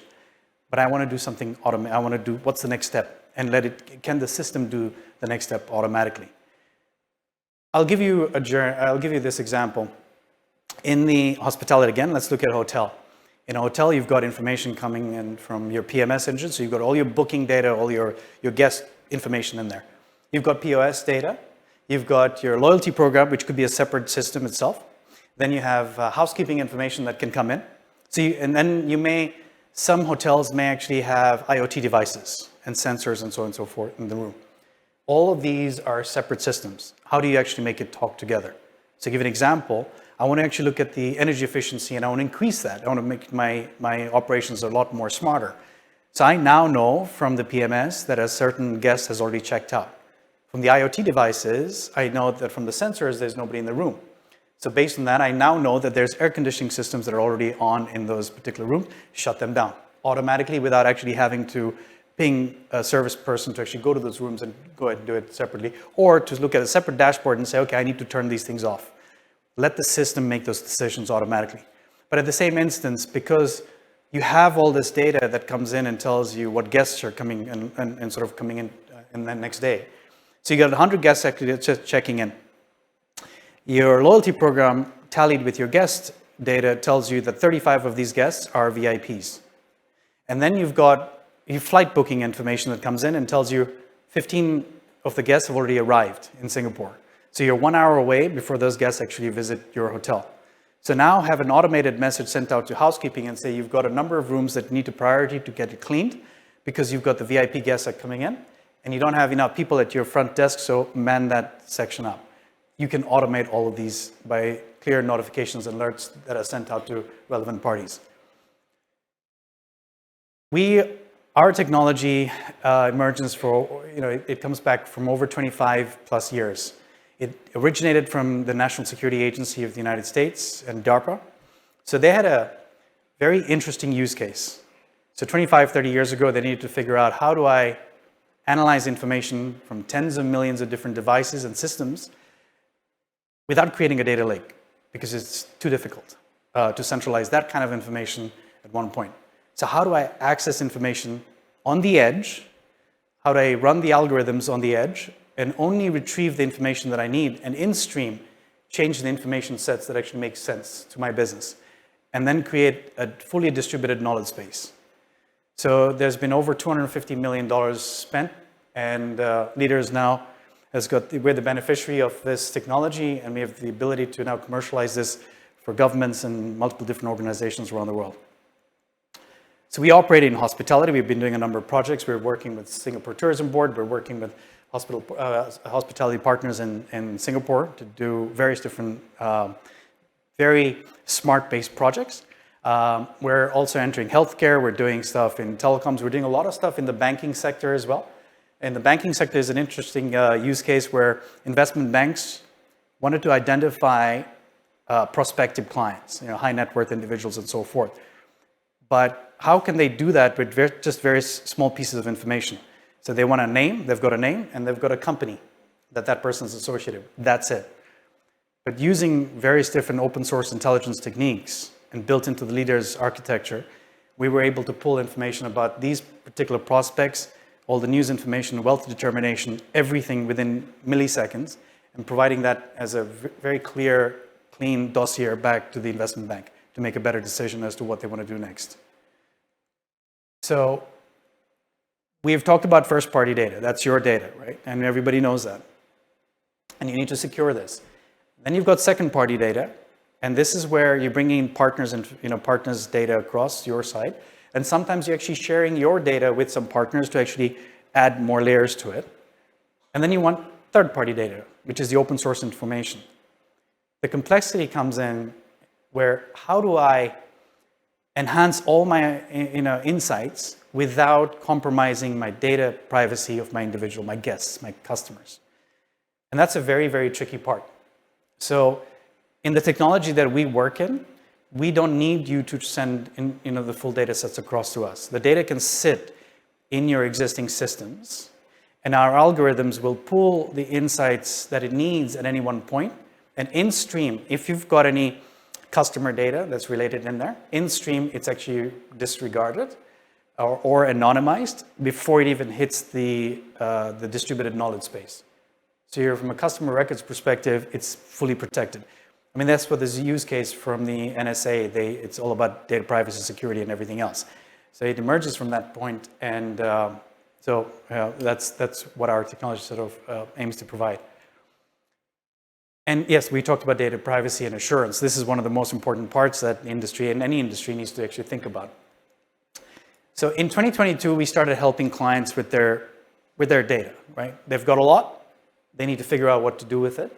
So they want to visualize it. But before visualizing, the interesting part was identifying clients with clean data records. And that's the tough one. So everybody knows that they've got a lot of data, but it's messy. It's all over the place. So we helped clients with cleaning up their data pipeline and then figuring out how to visualize it. So the first part was visualize their existing sets of data. Then we moved them to the next layer, which is creating a logical twin of their business. So now they can run what-if scenarios. Now we're moving into the next with is agent-based modeling, which is allowing the systems and the algorithms to automatically make decisions for the business and then send out alerts to the individual departments that actually require that information. And then we're looking at the open intelligence, which is leader knowledge, which is the curated and contextualized open source data, which is being brought into the leader architecture. So organizations that actually get onto our framework can actually utilize all of this information sets and which are already curated. So we're not just taking normal data and then storing that. We're taking data, we're contextualizing that, creating multiple information sets, and then allowing our partners to be able to access this information and layer it on top of whatever data sets that they currently have. So that's it from me. Thank you very much.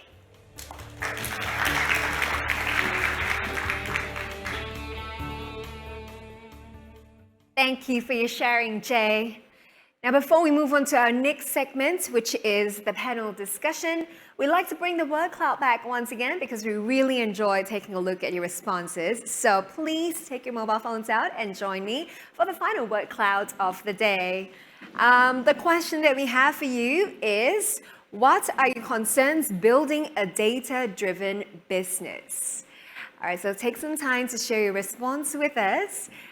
Take as much time as you want because during the panel discussion, our moderator, Mr. Paul Kent, he will be going through the word clouds with all of us and we'll take a look at your responses. I already see dirty data up on the screen already, but we'll come back to that in a bit. So please allow me to introduce to you the panel. The topic of discussion is building data-driven tourism businesses. So with us, we have our 4 speakers, which you are now acquainted with. So please put your hands together for Mr. Kong Tiong Wah, Mr. Damon Wee, Ms. Sarah Wan, and Mr. Jay Shah.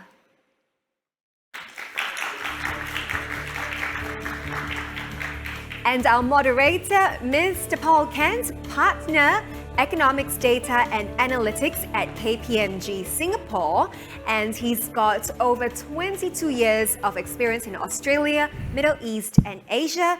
Currently leads the Data and Analytics and Economics teams for KPMG Singapore, and I will hand the time over to Paul. Take it away, please.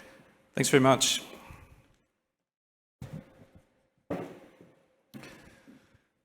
Good afternoon, everybody. Great pleasure to have the opportunity to moderate such a distinguished panel It was very exciting and interesting to listen to all your discussions and your sharing. First thing I'm going to start off today is we did the word cloud. You can see it up there on the screen around some of the most important things to consider as you embark on your data-driven transformation, your data journey. You've all shared on that. And what I might do is just quickly go around each one of you, and you can describe perhaps one or two of those that really resonate with you and in your own journeys, and share with the audience. So, Jay, perhaps I would start with you first, in no particular order. Well, there's a lot up there that actually makes sense, or doesn't. So dirty data is a big issue, of course. Every organization has that. Inaccurate input of data, yes, this is the biggest problem in the industry sector. And even if you provide the right tools to the people, again, people's up there, they don't actually use those tools. They start taking the shortcut, and they don't actually put in the right information, even if it's a click of a button. It's just, I've got a number of 4 bullet points, or just click on one of them because I go to get the next screen. So you have got a lot of inaccurate data coming in. So you need to figure out how to do that. But the dirty data, it's that entire pipeline, to clean that pipeline and to keep it in stream. So every time new information comes in, how do I structure it? How do I classify it? And creating these algorithms that learn on the fly, that looks at all of your information that's coming through and then cleans that up. That's an important sector, because if you cannot clean up that information, then everything else you do after that is a mess. Completely agree. Tianghua, how about yourself? Yeah, hotel operations, we encounter a lot of inaccurate input of data. I think it's all about the culture in the hotel. So as usual, it's top down. We have to believe in accuracy of data. Just take example of source market in our PMS. By default, it's SG. And I can assure you 95% of the hotel, Singaporean is the top arrival in Singapore, because it's by default. So by changing that simple data point will give you a huge increase in business potential. So it's all about us sharing with the team, why do you need to tag correctly. Excellent. Sarah, from yourself? Yeah, for us, being an online business, our business is built on data. So it's a lot about data literacy. I was sharing earlier with the panelists that for us, every employee is actually assessed based on how you are able to analyze and come to conclusions using data. So it's mandatory whether you work in customer support or you're on the business side. I think the other thing that shouts out at me is cost. There is a cost to maintaining all this data, investing in the data visualization tools as well. So we keep a very tight tab on the usage of a lot of our dashboards to make sure that we are not unnecessarily maintaining a lot of unused dashboards. Yeah. Excellent. Damon? I guess for me, it's about data quality, which is why for us, again, back to CSI itself, right? The start of the journey starts with collection. How are you going to collect? What format you're going to collect? And in this case, also, there could be internal harmonization needed, because different business unit may collect the same data in different formats. For example, we used to have business unit collecting birth dates, birth month, in this of month, year, versus a birth date with the exact date of birth. So the eventual harmonization across business unit is important, which is why enterprise data itself needs to be stitched centrally. That's great. I can see actually from the discussions today, there's actually quite a lot of technical depth behind. So besides what you just said around stitching data together in the IDs, what you were talking about in some of the frontier type ways of pulling data in, that data sharing, yourself on some of the things that you're doing, and then also your journey as well, Tianghua. So I'm going to try to touch on a little bit of those as we go through the discussion today, and I think it's good to elaborate. For the people in the audience, I've got a tablet that is showing me the questions that are coming in, and there's currently 0. So I'm sure there's a lot of really good thoughts or points of interest from what you've heard today. So please take the time. I can see a lot of familiar people out there. Jump in, ask some questions. There's some really cool stuff that's been going on. Okay, what we'll do now is we'll move into the next part of the discussion to, you both sort of alluded into it, particularly Tianghua, but it's really important that the transformation is driven from the top. It is the starting point, and I think organisations that don't really get that right will struggle because you don't get that central buy-in. The culture, I mean, in all your presentations, all of you spoke about people, the importance of people, change management, and so on as part of that journey. So, Tiong-Hwa, I really liked your two case studies. Would you mind sharing a little bit about how you kick-started your journey and some of the things you've done with the case studies? I think for our whole data transformation journey is all about top-down. When I first arrived at the hotel, you know, we really share about data every morning. I strongly believe that another thing that we have to build is different pillars in the different departments and sections. You know, when we first built, it's probably one big pillars, but over the years, over the months, we should build multiple pillars in the different section in order to sustain that culture and the continuous data transformation.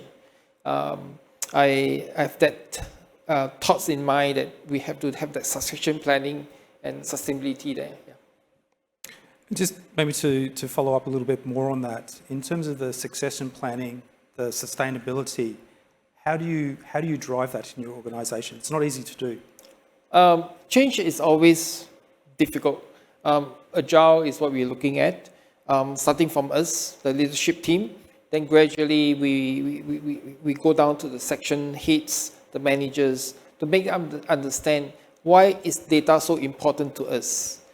Then, you know, coming down to the next level, rank and file, I did a project with Jay. I told him, I said that when it comes to rank and file, give them 4 data points. That's all you need. Yeah, don't complicate the whole journey. Then from 4, you increase to 6 to 8. I think it's 100% achievement. So it's a journey that we articulate those importance of data transformation to the team. And we have that gain sharing module. So when we do better, everybody makes more incentive and more money. And when they see that coming in, I strongly believe that they will jump into the journey even better. Yeah, totally agree. Damon, again, I really enjoyed your presentation as well. So you talked about how a couple of years ago you were a little bit more using external parties. You've now developed a team, you're doing some sophisticated things. From your point of view, what's some of the role of leadership in this and the culture that you need to build within yourselves? I think the initial phase, executive sponsorship, is important. So getting the executive sponsorship and subsequently transforming from external or outsourced model to a hybrid model. Not saying the agencies are not important. Agencies are still important, but it's how you pivot in order to scale and understand the business. So besides the top-down aspect itself, right? I think what's also important, as I mentioned as well, is the process of plugging the enterprise data team to the business so that they solve real problems by the business units. And once the business units see value, there will be other business units that will come to you to ask for support. And with that, you get more real use cases to help to scale and justify resources as well. If you had to name one key consideration, one key area, I realise there's probably several, but if you had to say one, what would it be in terms of getting that buy-in? I think what we did, actually, we didn't start with a full-time resource headcount. We start with a part-time resource headcount. We do data by the site. So by having some use cases for start in terms of what data can do for you, then we slowly, gradually pivot to ask for the first headcount. And the first headcount is actually very important. In terms of who you hire, the person needs to be adaptable, in this case, plugging into the business, willing to get their hands dirty, as well as subsequently learn the business over time. Would that sort of align with what Tiong-Hwa was mentioning before, that as you articulate these wins and these successes, that resource support becomes an easier discussion to have with management? Yep. I guess management just want to see proof points and the value, right? Because ultimately budget is also going to HR, going to finance. So once they see the value in terms of the wins and subsequently quantifying some of the wins as well, like for example, we started with membership as one of the key segments. Today, in terms of membership renewal, we has improved by 2 to 3 times the renewal as a result of data audit. So once we did the data audit for membership team, which is very receptive to being audited as well, then we get the quick wins in terms of membership, showcase it to other departments, and then get the relevant buy-ins and adoption across business unit. Very good. Sarah, just coming across to yourself now. So you have an interesting position that you are a technology-based firm that sells solutions or is built on data. Yeah.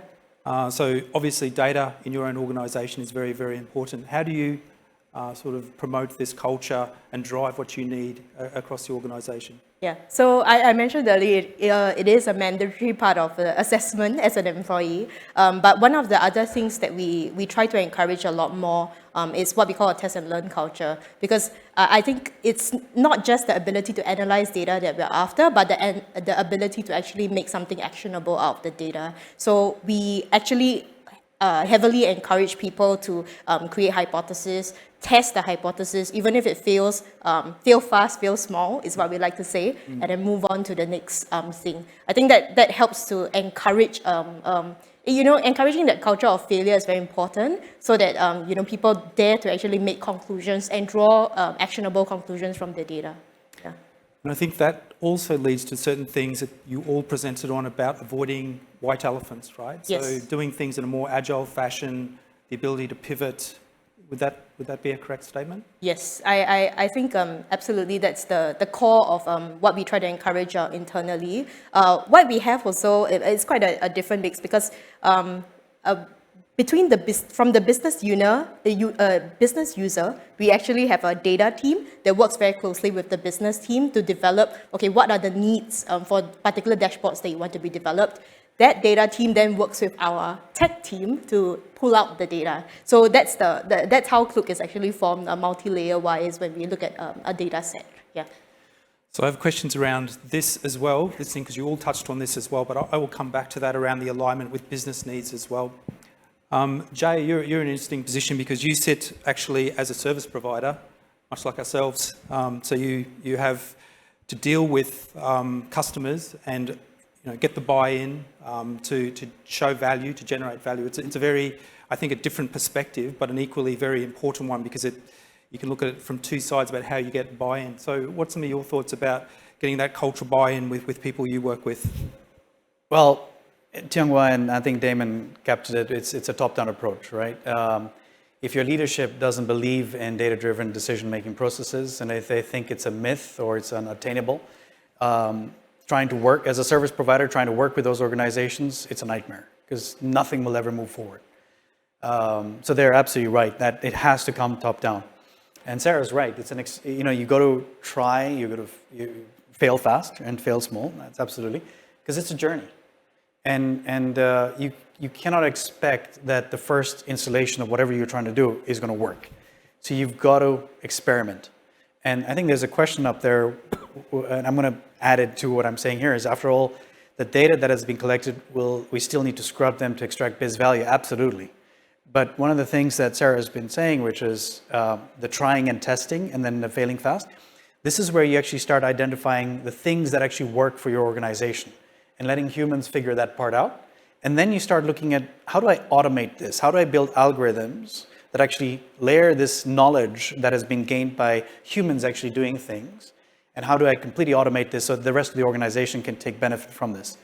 Because trying to train an entire organization to think and become data-driven, it's a major transformation process, and it's going to cost you, depending on the size of the organization, millions of dollars.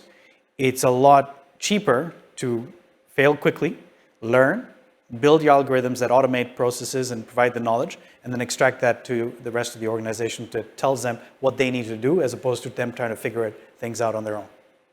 Very good. So I'm delighted that we've got some questions coming in. It's a great day.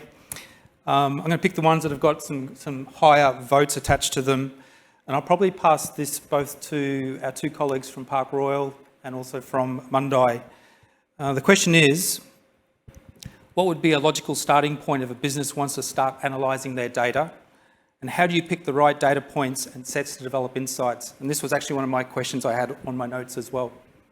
Where to start, and how do you pick what is the right place to start, given all this information? Like I shared just now, understanding of the business and also understanding of the data to start with. The whole business analytics cycle is not just one time.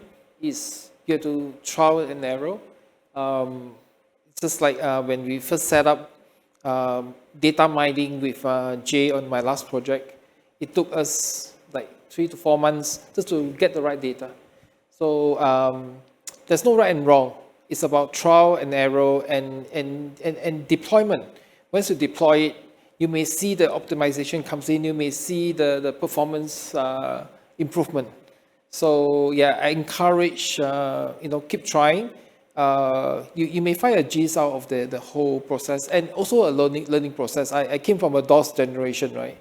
When I first came out, green, black screen with green wordings. But now it's all about AI. Went to MS, Google, then AI. It's us going through the whole learning process, learning journey. Every day is a learning day for all of us. Excellent. Damon? I guess for us, I would encourage to start small, but start smart. When I say start small, meaning to say that you may want to start looking at data source from a single platform for start. For us, or for me personally, we started with web analytics for a start.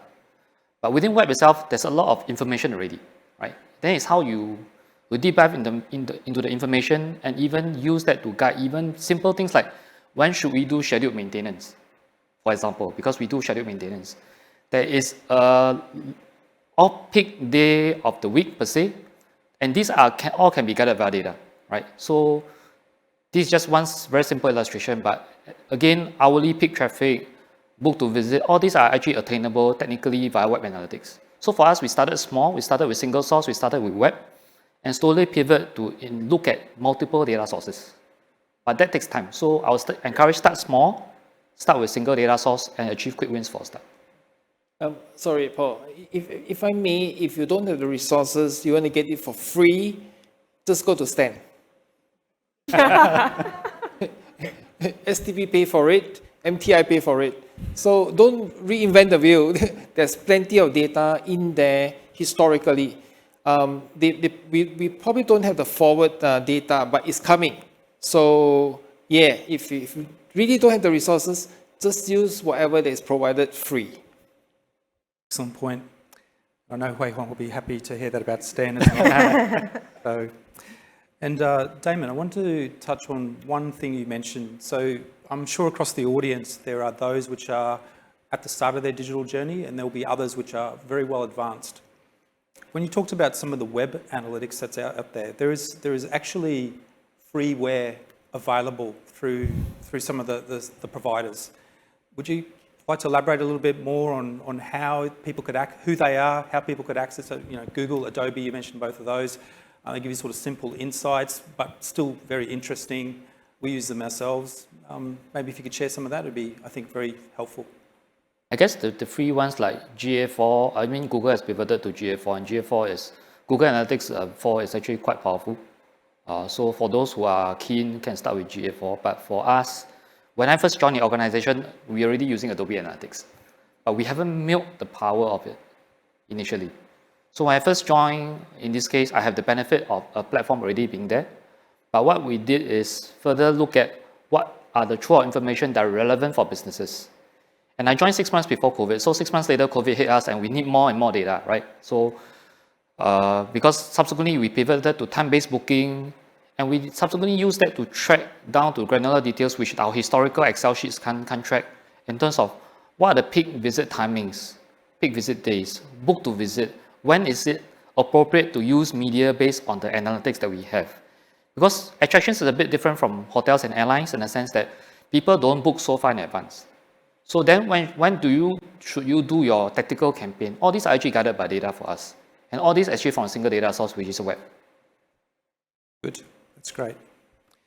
Okay, I'm going to move on to put some of our T-Cube champions on the spot, and I'll start with the first one, which is David Lim. I was looking for David before, but there you are. I can see you now. David, a couple of things that I think would be great to hear some of your insights on is, how was the data culture at the start of your journey? I know your organisation very well. I've had many talks about that and other things. How do you kickstart it? How do you drive it? And then what were some of the initiatives that maybe you started with, but later they were pushed aside? And that might even tailor a little bit to what some of the panelists have said, that you start, you pivot, and work your way through. All right. For us, because we are a SME, small company, and We don't have big budgets, don't have big teams, and that's something I like, just to keep the team really nimble. Well, I operate 3 attractions, 3 small attractions all over Singapore. So it is important for us. One of the key drivers for me was actually getting the team on board. You really need your managers. You can't be the only one beating the drum and wanting to go down that road, because it is pointless. When the rest of the team looks at you with that glazed look, you know, okay, it's time to back off. And it's happened, right? So there are things that we do, and we started doing, and we continue to do. There's something we call Data Thursdays, where we sit down, right? As the managers, staff, executives, we sit down and we go through a piece of data. So the recent one we did was F&B spend, right? What was the biggest yielding product? And it doesn't matter which department you are from, you get to hear that. And it launches into what these sessions have actually, they're brilliant for, is actually launches more questions. People are asking even more questions from there, because you've set them up, with that data. But initially, it was always very challenging for us, because, it was very much like most organizations, very siloed. Marketing, sales, operations. So we took very much evolutionary approach to it, very pragmatic approach. I think more than 10 of my team, including myself, went for Dash. But that was a good kickstart, because that got them into the frame of mind. And for us, one of the things that was very clear from the start was there was a need for data fusion. At that point in time, when the business starts, and 2 of our brands that I manage here in Singapore are franchise brands. And brand owners have their own reporting, their own systems that they want to use. It was a bit of uphill battle, but we managed to actually get that data fusion. So because it is a lot easier, especially when you don't have someone sitting in-house just looking at data, you need that platform to be there. For the day-to-day users, it was already a win for them, because if a customer books, for example, at Bounce, they sit there and they go like, oh, okay, customers book. In the past, they used to have to toggle to another screen to check whether the customer has done the waiver. But once we managed to actually get the whole system all got booking, waiver, all onto one platform, it made life so much easier. So for the user. But what it also means, it lays the framework for more analytics capability further down the road, because it's all sitting on one platform, saying the same language.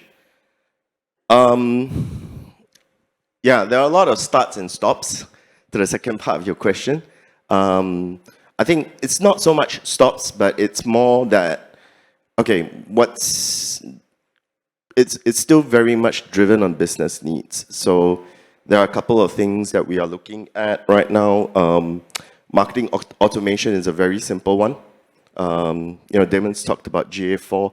That's very powerful. The ability to match how much you spend, marketing attribution, right? How much you spend should equate to your revenue. And getting that harmonization, whilst it's said, it sounds easy, but actually it was quite a battle. We're still in the process of doing that, but I think it's getting better and better with each day. Inventory optimization, that's another massive one that we're looking at right now. It is not busy every day, unfortunately. So there are times whereby, the ability to pick certain hours whereby you don't sell them that much, and what else can we do about it? And the other one would be customization, because one of the things that just beyond just a booking system, the ability to have a waiver system, because some of the activities can be a bit more on the higher risk side. The waivers actually allow us to collect a lot more information than a booking data does. I know it sounds cheeky, but it works. So But these, I mean, I'm not saying that it didn't fall off the side, but it is just maybe deprioritized, because I can only run as fast as my team can run with me. So there's no point to just rush ahead. Great stuff, David. Appreciate the sharing. No worries. Okay. So David actually alluded to it, and it goes very nicely. I had the same questions myself. A lot of organisations that we work with, they make the mistake of trying to do a data and analytics project for the sake of doing a data and analytics project, and it fails. And the importance of aligning what you're trying to do with a business. So for our personal ways of doing things, it's never about a data and analytics discussion, it's always about what are you trying to do as a business. And then from there, you listen to that, and then you start coming about, okay, this is what we could do from a data and analytics perspective to help enable those business objectives. And the business objectives could be something simple. Want to increase footfall, want to increase spend, could be simple things like that. So with that in mind, I wanted to ask Sarah, given that your organisation, and it also comes back to this balance between cost and business outcomes as well. What would be some of the advice you would give from your perspective? And again, keep in mind that we've got a broad range of audience as to how you would start to try to align data and analytics with a business outcome. What would be some of the thoughts you would have for that? Okay, to be honest, we still struggle with this every day, right? Too much data, and in fact, one of the problems at Klook is actually data fatigue, or people picking up on wrong pieces of data. So one of the things that we recently introduced is actually an Amazon model. It's what we call input and output metrics. So when we actually now try to directly correlate effort on a business level, analyze some of that data. So for example, we have a Klook blog, right? The number of blog pieces that is generated by the team, how that actually leads to the output metric that we want, which is traffic, right? So you don't just look at the outcome, you look at the inputs that go into the outcome, and you directly correlate business effort into output. Yeah. So I think that with that in mind, when we think about effort and outcomes, it becomes a lot clearer about where your priority should be and what kind of data sets you should be looking at, rather than trying to look at the whole pie. Yeah, and that breaks it down very easily for different business units as well, to look at individual components that ladder up into a common goal. Yeah, so that's how we've been organizing it. Yeah. Great stuff, Sarah. And Jay, you're talking about some pretty complex stuff with the AI side of things. So you're sort of moving from your historical view, dashboarding, up into sort of predictive sort of things, but actually then above that into prescriptive.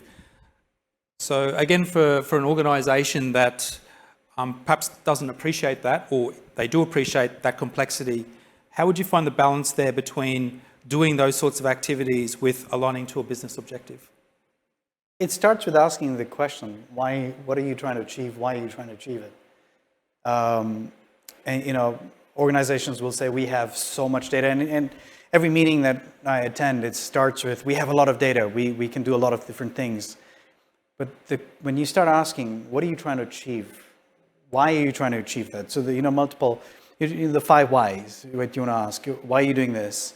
And then they give you an answer. Well, if you get that information, then what are you going to do with it next? And you sort of drill down to the actual thing that they're looking for. Once you know what they really want in the organization, what kind of objective they really need to hit, then you say, okay, in order to get there, this is the basic information we need. Do you have that? Is that in your existing systems? Or can we acquire it from somewhere else? Or if you don't have that, can we actually set systems up to actually start acquiring that data? But without those questions, it's very difficult to start this journey. Agree.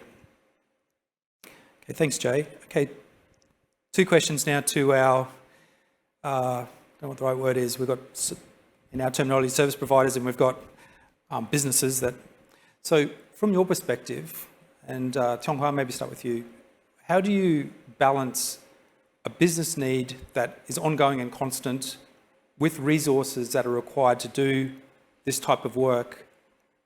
And it does come back to aligning that if it does drive business value, it is totally justified. But how do you go through that process in your own minds to prioritise that resourcing and And it would be a journey, but anything you can share? Good questions. I mean, recently we hired someone to do F&B optimizations. We started the F&B journey since last year. We look at average check, we look at covers, we look at time of the day of the week, stuff like that. I think there's question about which data to pick. We even look at how we're going to do marketing tag to your ROI by using the simple table management system. After showing that optimization, I think, after a short journey, I think it's good to invest on the resources to really look at the whole thing in the half or full time. I think I still what Damon has said, that after you optimize, you take some of this investment and put in the resources for a long-term focus. So I strongly encourage, start small. And once you see the optimization come in or your profitability come in, do not stop there and just make do. I think you should go back and invest and continue that journey. Great insights. Okay, Darren, same question to you. How do you prioritize yourselves? I guess for us, sometime last year, we started weaving data into strategy planning, which is probably one of the first time we sort of embarking on this, right? So now we have a process where we start from a strategy perspective so that it's actually at group level, right?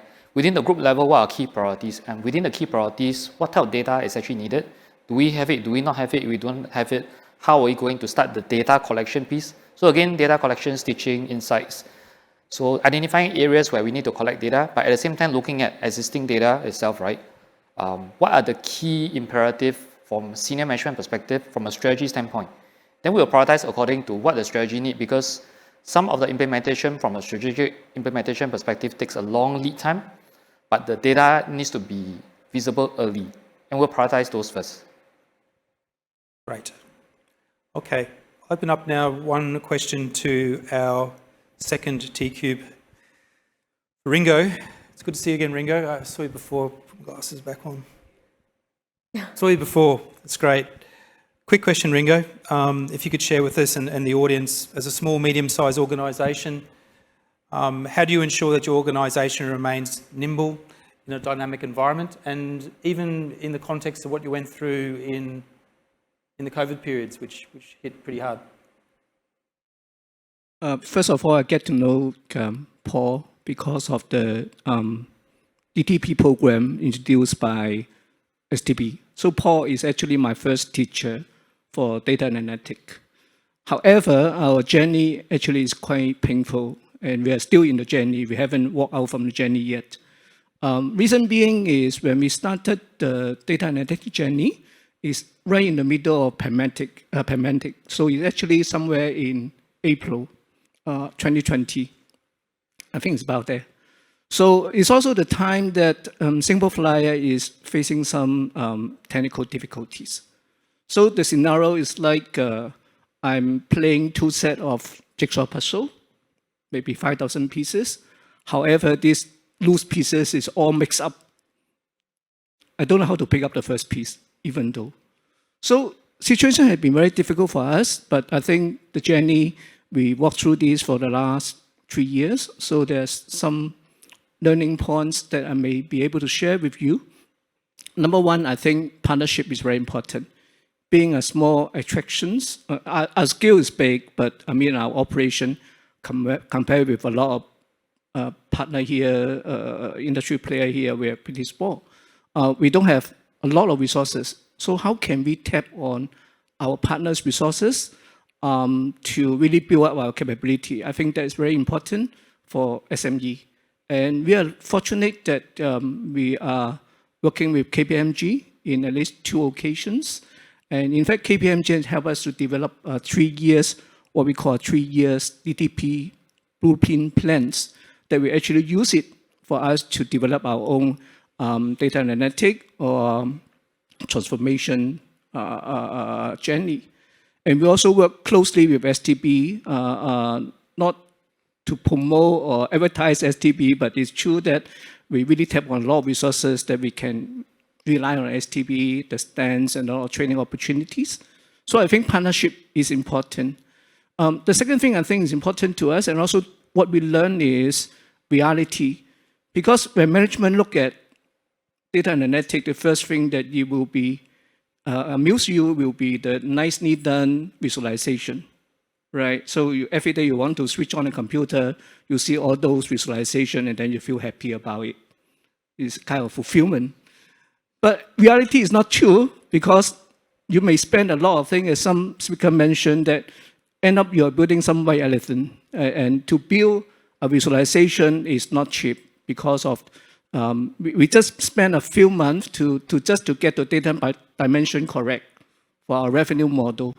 So we have to be realistic that to understand with your team what's important to you. What is the real question that you have? What kind of answer you're expecting?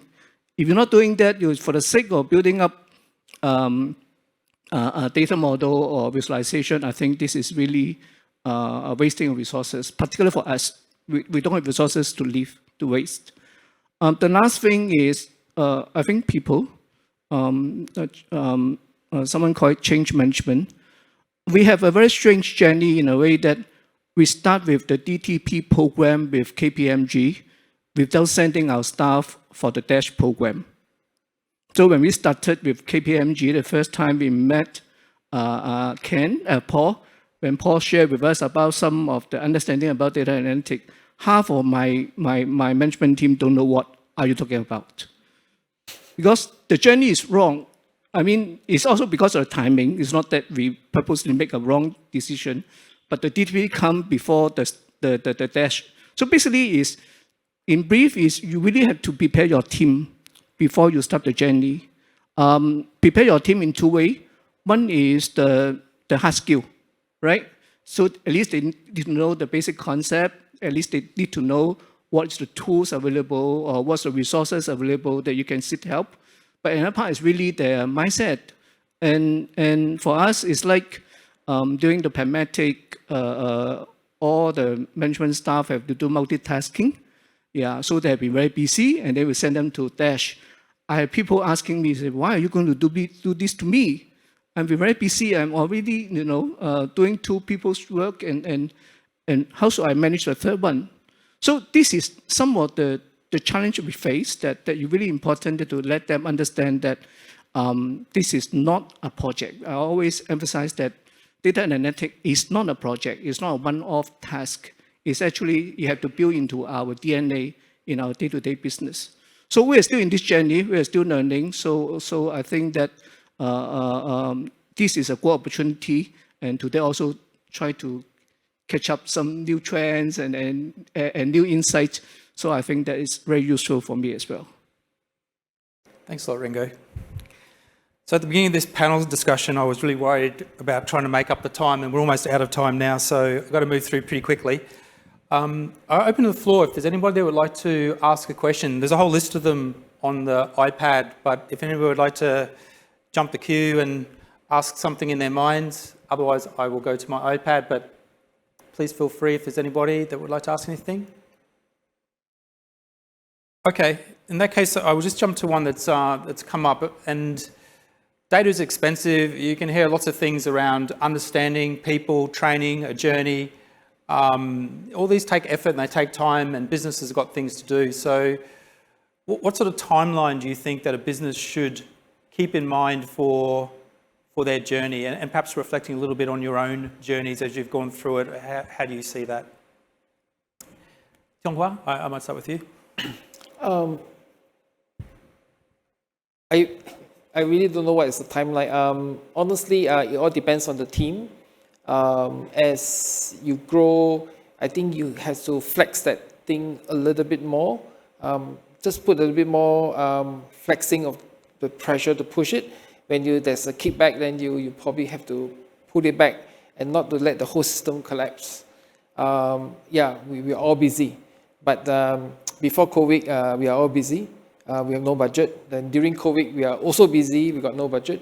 Then after COVID, we are also busy. We got no budget. So I think that busy and no budget is always an excuse. Data is expensive, but there are some free data in your hotel or your organization. start with that. I think that is probably free. Yeah. Excellent. Sarah. Yeah. For us, again, because data is part of our bread and butter, but I think at Klook we are quite, there's no standard timeline for anything, like what Kyung-Hwa said.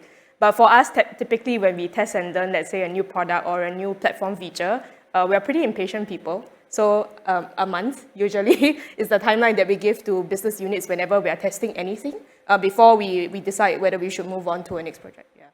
That's great. Jay? What's more expensive is not actually doing anything with the data that you currently have in the organization. So, you know, if you're looking at a journey perspective from a vendor, I mean, from a service provider, it takes at least a month to 2 months to work with a vendor to understand what they're looking, what are their objectives, so what are they trying to achieve, and then figuring out if they actually have the data sets and if they can retrieve the data sets, because sometimes it's sitting in third-party vendor platforms. So we have to build adapters that go in, and because we don't want all of that information, so it's about building algorithms that access just the information that we need in order to gain the knowledge that we can then provide back to the organization to meet their objectives, right? So it's that sort of a loop. And then you build your models, which takes about 2 to 3 months, and then you start actually testing it out. But Sarah's right, the moment that you've actually got everything up and running, so if that's a journey between 3 to 6 months, after that, it's literally month-to-month iterations. You try something, you make sure that it works. If it doesn't work, you get a feedback loop and you make your algorithm changes. But that first portion of that journey is going to take you 3 to 6 months. And the most painstaking part is trying to identify where your data currently sits in the organization. Totally agree. Damon, lastly to you. So I guess the timeline would differ from different businesses and different organizations. But for us, when we first started itself, right, what we did is, again, we started with the outsource model. So the outsource model is already there. But we asked ourselves, is it worth paying the money? Can the money be used to justify an internal resource which allow us to scale better? So that was actually one of the first questions we asked ourselves before we started to have our first hire. And from there, we gradually so-called recover in the sense of partnering different business units and seeing results before deciding when's the second hire to come, when's the third hire going to come. So we need successes in a sense, but for Mandai itself, we started with outsourcing as a cost concern before we pivot to in-house. Great, thanks very much as well. Okay, I'm going to ask the last person, which is Kelly, who I'm speaking to almost more than my wife at the moment, but recently. But what's your, just quickly in terms of a wish list, your data wish list for yourself and all the great stuff you're doing at Sentosa, what would that be? Yeah, thanks Paul for that. I think Ming-Fai actually opened today's conference talking about first, second and third party data. I think Damon and also Tongwa has shared very in-depth on how first-party data can actually help organization reap the benefits, both at the top line and also the bottom line, right? So new revenue, new products, and also cost efficiencies as well, right? That you can actually get out of this. And this is very true that for our team in Sentosa, right? One moment we can be talking to our partners on the island, trying to get more revenue to the island. The other moment we can be talking to our internal audit, right? Control processes, how to actually create exception report, prevent revenue leakages as well, right? And then we could also be talking to our ops guys, right? About forecasting the capacity, right? Make sure that we have the right capacity of the transport, our ambassadors on ground to give us a good experience, right? So that's really about first-party data. On second-party data, I really love maybe what Donna has shared. In fact, we actually leveraged on MasterCard during COVID period, right? We wanted to understand what are the other markets, our common markets, spending on domestically as well, right? So they were indeed the match in a very cold, harsh weather, right? Lighted up the room for us. Because that was during the turn when things were starting to open. We just wanted to get a gauge of which are the markets and what is spending on the hospitality services domestically. So a lot of markets, they are still able to travel domestically as well. So that gave us good insights of what are potential offerings and what can we convey to the trade when we go out to engage various markets as it starts to open, right? And I think third-party data, I think some of the guests have shared, the forward booking, that gives us a good guidance on which markets are coming in. Do we have capacity? I think for accommodation is very good insights for them to adjust the yield management as well. So what I would like more from the industry for first, second, and third party, I think 3 points, right? First is actually more active sharing. Active sharing, not just by throwing data out there and put everything on stand and let STB bear the cost. No, it's not that, right? It's actually sharing with a purpose. I think Sarah shared, together with our partners on island, we actually went through a few workshops to identify what actually would help move the needle for our partners as well. So I think that's very important because we are not very greedy in terms of getting all the data and insights, but getting the data that matters, that drive certain purpose and outcomes. And that leads me to the second point. The second point is about getting outcomes through experimenting, right? I think Sarah has mentioned that the experiments are very, very important, right? It is one matter to have nice, fancy dashboards that give you a pulse of the business, but it's another thing to actually make small adjustments to your business model, look at new product possibilities, or even change your work processes, right, to gain some efficiencies. And that's where the needle could be moved.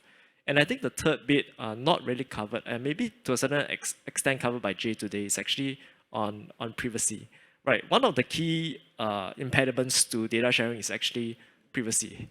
When we share the data, MasterCard and kudos to both MasterCard and Klook, they have very good safeguards to ensure that whatever they share out protect commercial sensitivity as well.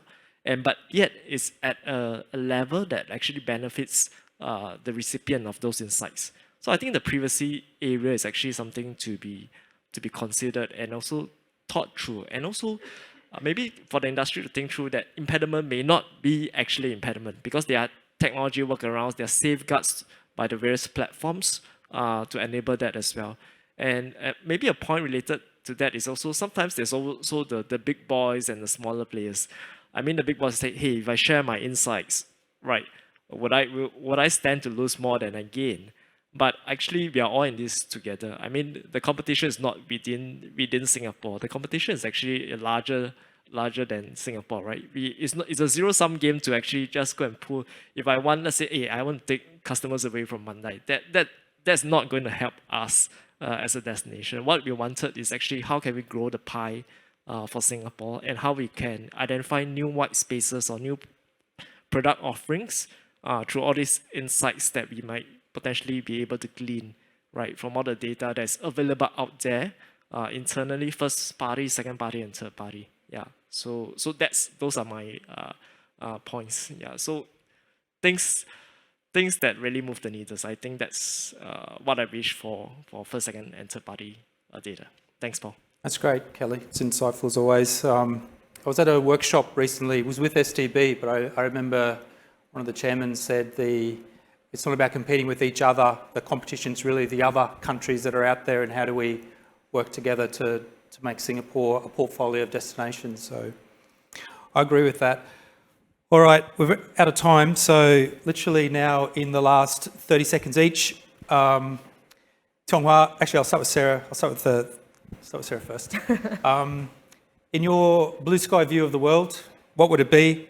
And what do you think needs to be done in 30 seconds? Yeah, so I think doing Project Sunshine together with different stakeholders has helped me understand that the consistency in data collection as well as collaboration are key. Yeah, so that would be my blue sky. Excellent. Simon? Well, it's also doubling down on what Kelly mentioned. I think it would be good for the industry to gather together to see what data insights we can collaborate together. Sort of a travel data marketplace, if I can term it. I think there's a lot of opportunities in that. Yeah, as a tourism industry, hospitality industry, I think we need to collaborate and make Singapore better. Leveraging on data and also, of course, looking for a higher yield, longer lead time business. Excellent. Best to last, Jay? Take the first step, get on that journey.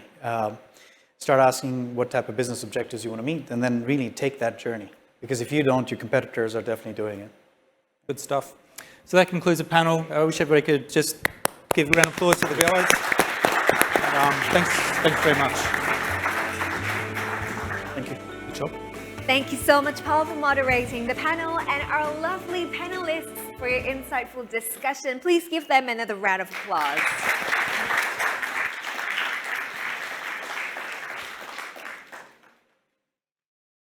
And you may return to your seats. And also thank you so much to all of you in the audience for your active participation in asking these really important questions. I'm happy to hear that we've got some discussions going on today. Now, we hope that the panel discussion has inspired everybody to think about how a data-first mindset may be cultivated, feel that data analytics can drive business outcomes, do start exploring, typically on a smaller scale, how data can come into current processes or decision-making, and we'd like to challenge you to leverage on first, second, and third-party data. Well, earlier today, STB's Chief Technology Officer, Mei Fai, has shared that T-Cube Connect will be expanded to a 3-pillar industry for industry community. So now I would like to invite Ms. Ong Hui Hong, Executive Director, Industry Technology Transformation, Singapore Tourism Board, to share more on T-Cube Connect and some of the data initiatives and support available from STB for tourism business. So please put your hands together for Hui Hong. Thank you so much. Thank you. You're welcome. I'm so happy to see so many familiar faces here. So many friends here, and thank you so much for staying until the end of today's event. So before we close, just let me share very briefly about what T-Cube Connect is. So, what exactly is T-Cube Connect? It is basically an industry for industry community for the tourism industry like yourself to come together, to network, to share your knowledge, and also to form partnerships with one another. So we have expanded into 3 pillars. The first one is T-Cube Champions, and the second is T-Cube Learners, and the third is T-Cube Community. And let me just go straight into each and every one of these. Right, T-Cube Champions, you have heard from some of them. They are basically thought leaders who will come together and be the voice of the industry and also be mentors to you. So I'm very, very happy and pleased to say that some of these stakeholders have actually accepted STB invitations to be our T-Cube champions. Many of them are here, and just now you have heard from them. Thank you so much. So they will be the one that actually provide thought leadership to the industry and also provide mentorship to you, and also will avail collaboration opportunity with STB as well as with yourself. STB will also start to form interest groups. We will start off with 3 interest groups to facilitate peer-to-peer learning, to allow you guys to learn from each other. So we will start off with 3 interest groups. The first one is emerging technology, and the second one is data, and the third one is customer focus. So if you would like to join this community, do scan the QR code at the end of my presentation. So what will you get if you sign up to be this community, this network? These are some of the examples of the learner materials that you will receive. So lastly, T-Cube Community, what is this? This is really a larger network, comprises tourism companies as well as tech experts. So to start off, STB will leverage this platform to conduct polls to allow you to have a sense of what is the pulse of the industry. So as an example, this is the poll that we did a few months ago. So we actually share back some of these results. The industry actually will be able to take a look at what is the business outlook for the next 3 months, and also what is your business operating capacity, and also what are the interesting tech topics that is really of relevance to the tourism companies. So do sign up with us, and as the member, you also get to shape the questions because we also want to ensure that every time we provide the pulse of the industry that is of the latest and of most relevant to you. All right, so just now we have heard a lot of feedback, or we have heard a lot of advertisement about Dash. So if you're interested to be part of this, do sign up with us under Data Analytics Shift 2.0 programs, and we will be in touch with you. So lastly, this is my last slide, just really for you to scan the QR code if you are interested to be part of this TCube Connect. Thank you so much for staying with me.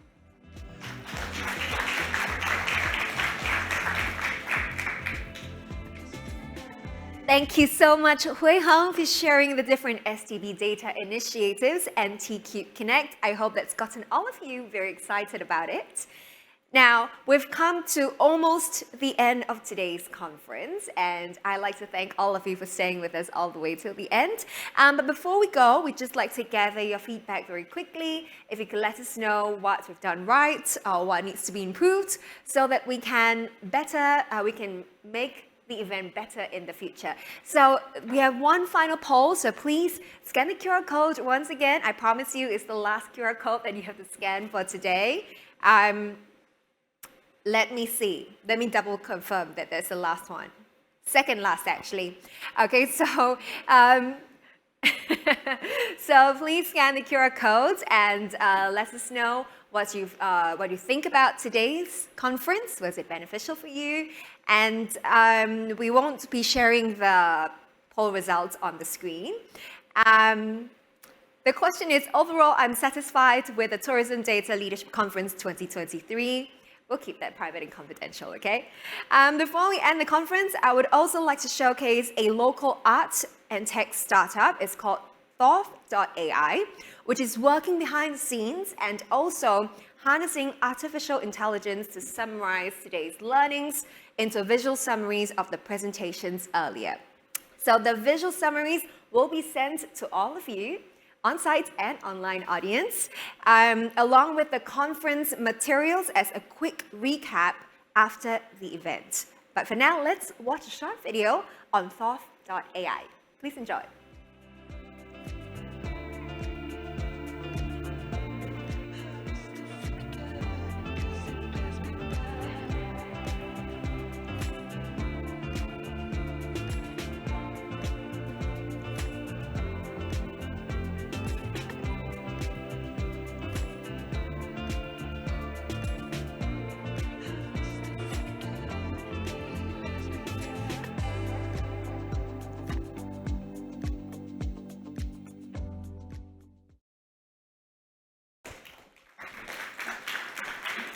And that was a quick introduction on what Thoth.ai is. Now we've come to the end of the conference.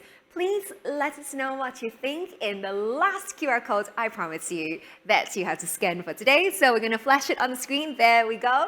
So this is where you can give us your feedback in details.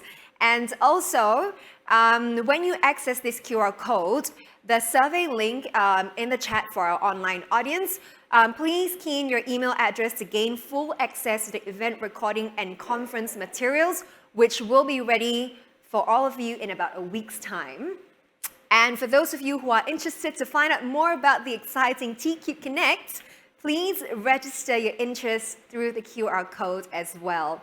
Now, for all our physical audience here with us at Marina Bay Sands, great news is that we have food and drinks provided for all of you to stay behind and network. It will be held at the foyer just right outside of the broadcasting studio. And of course, to our online audience, thank you so much for tuning in. I hope that you found today's conference to be beneficial and insightful for all of you. And with that, I'd like to say once again, a big thank you, and we look forward to seeing you again at our next event. Have a great week, everybody. Bye-bye.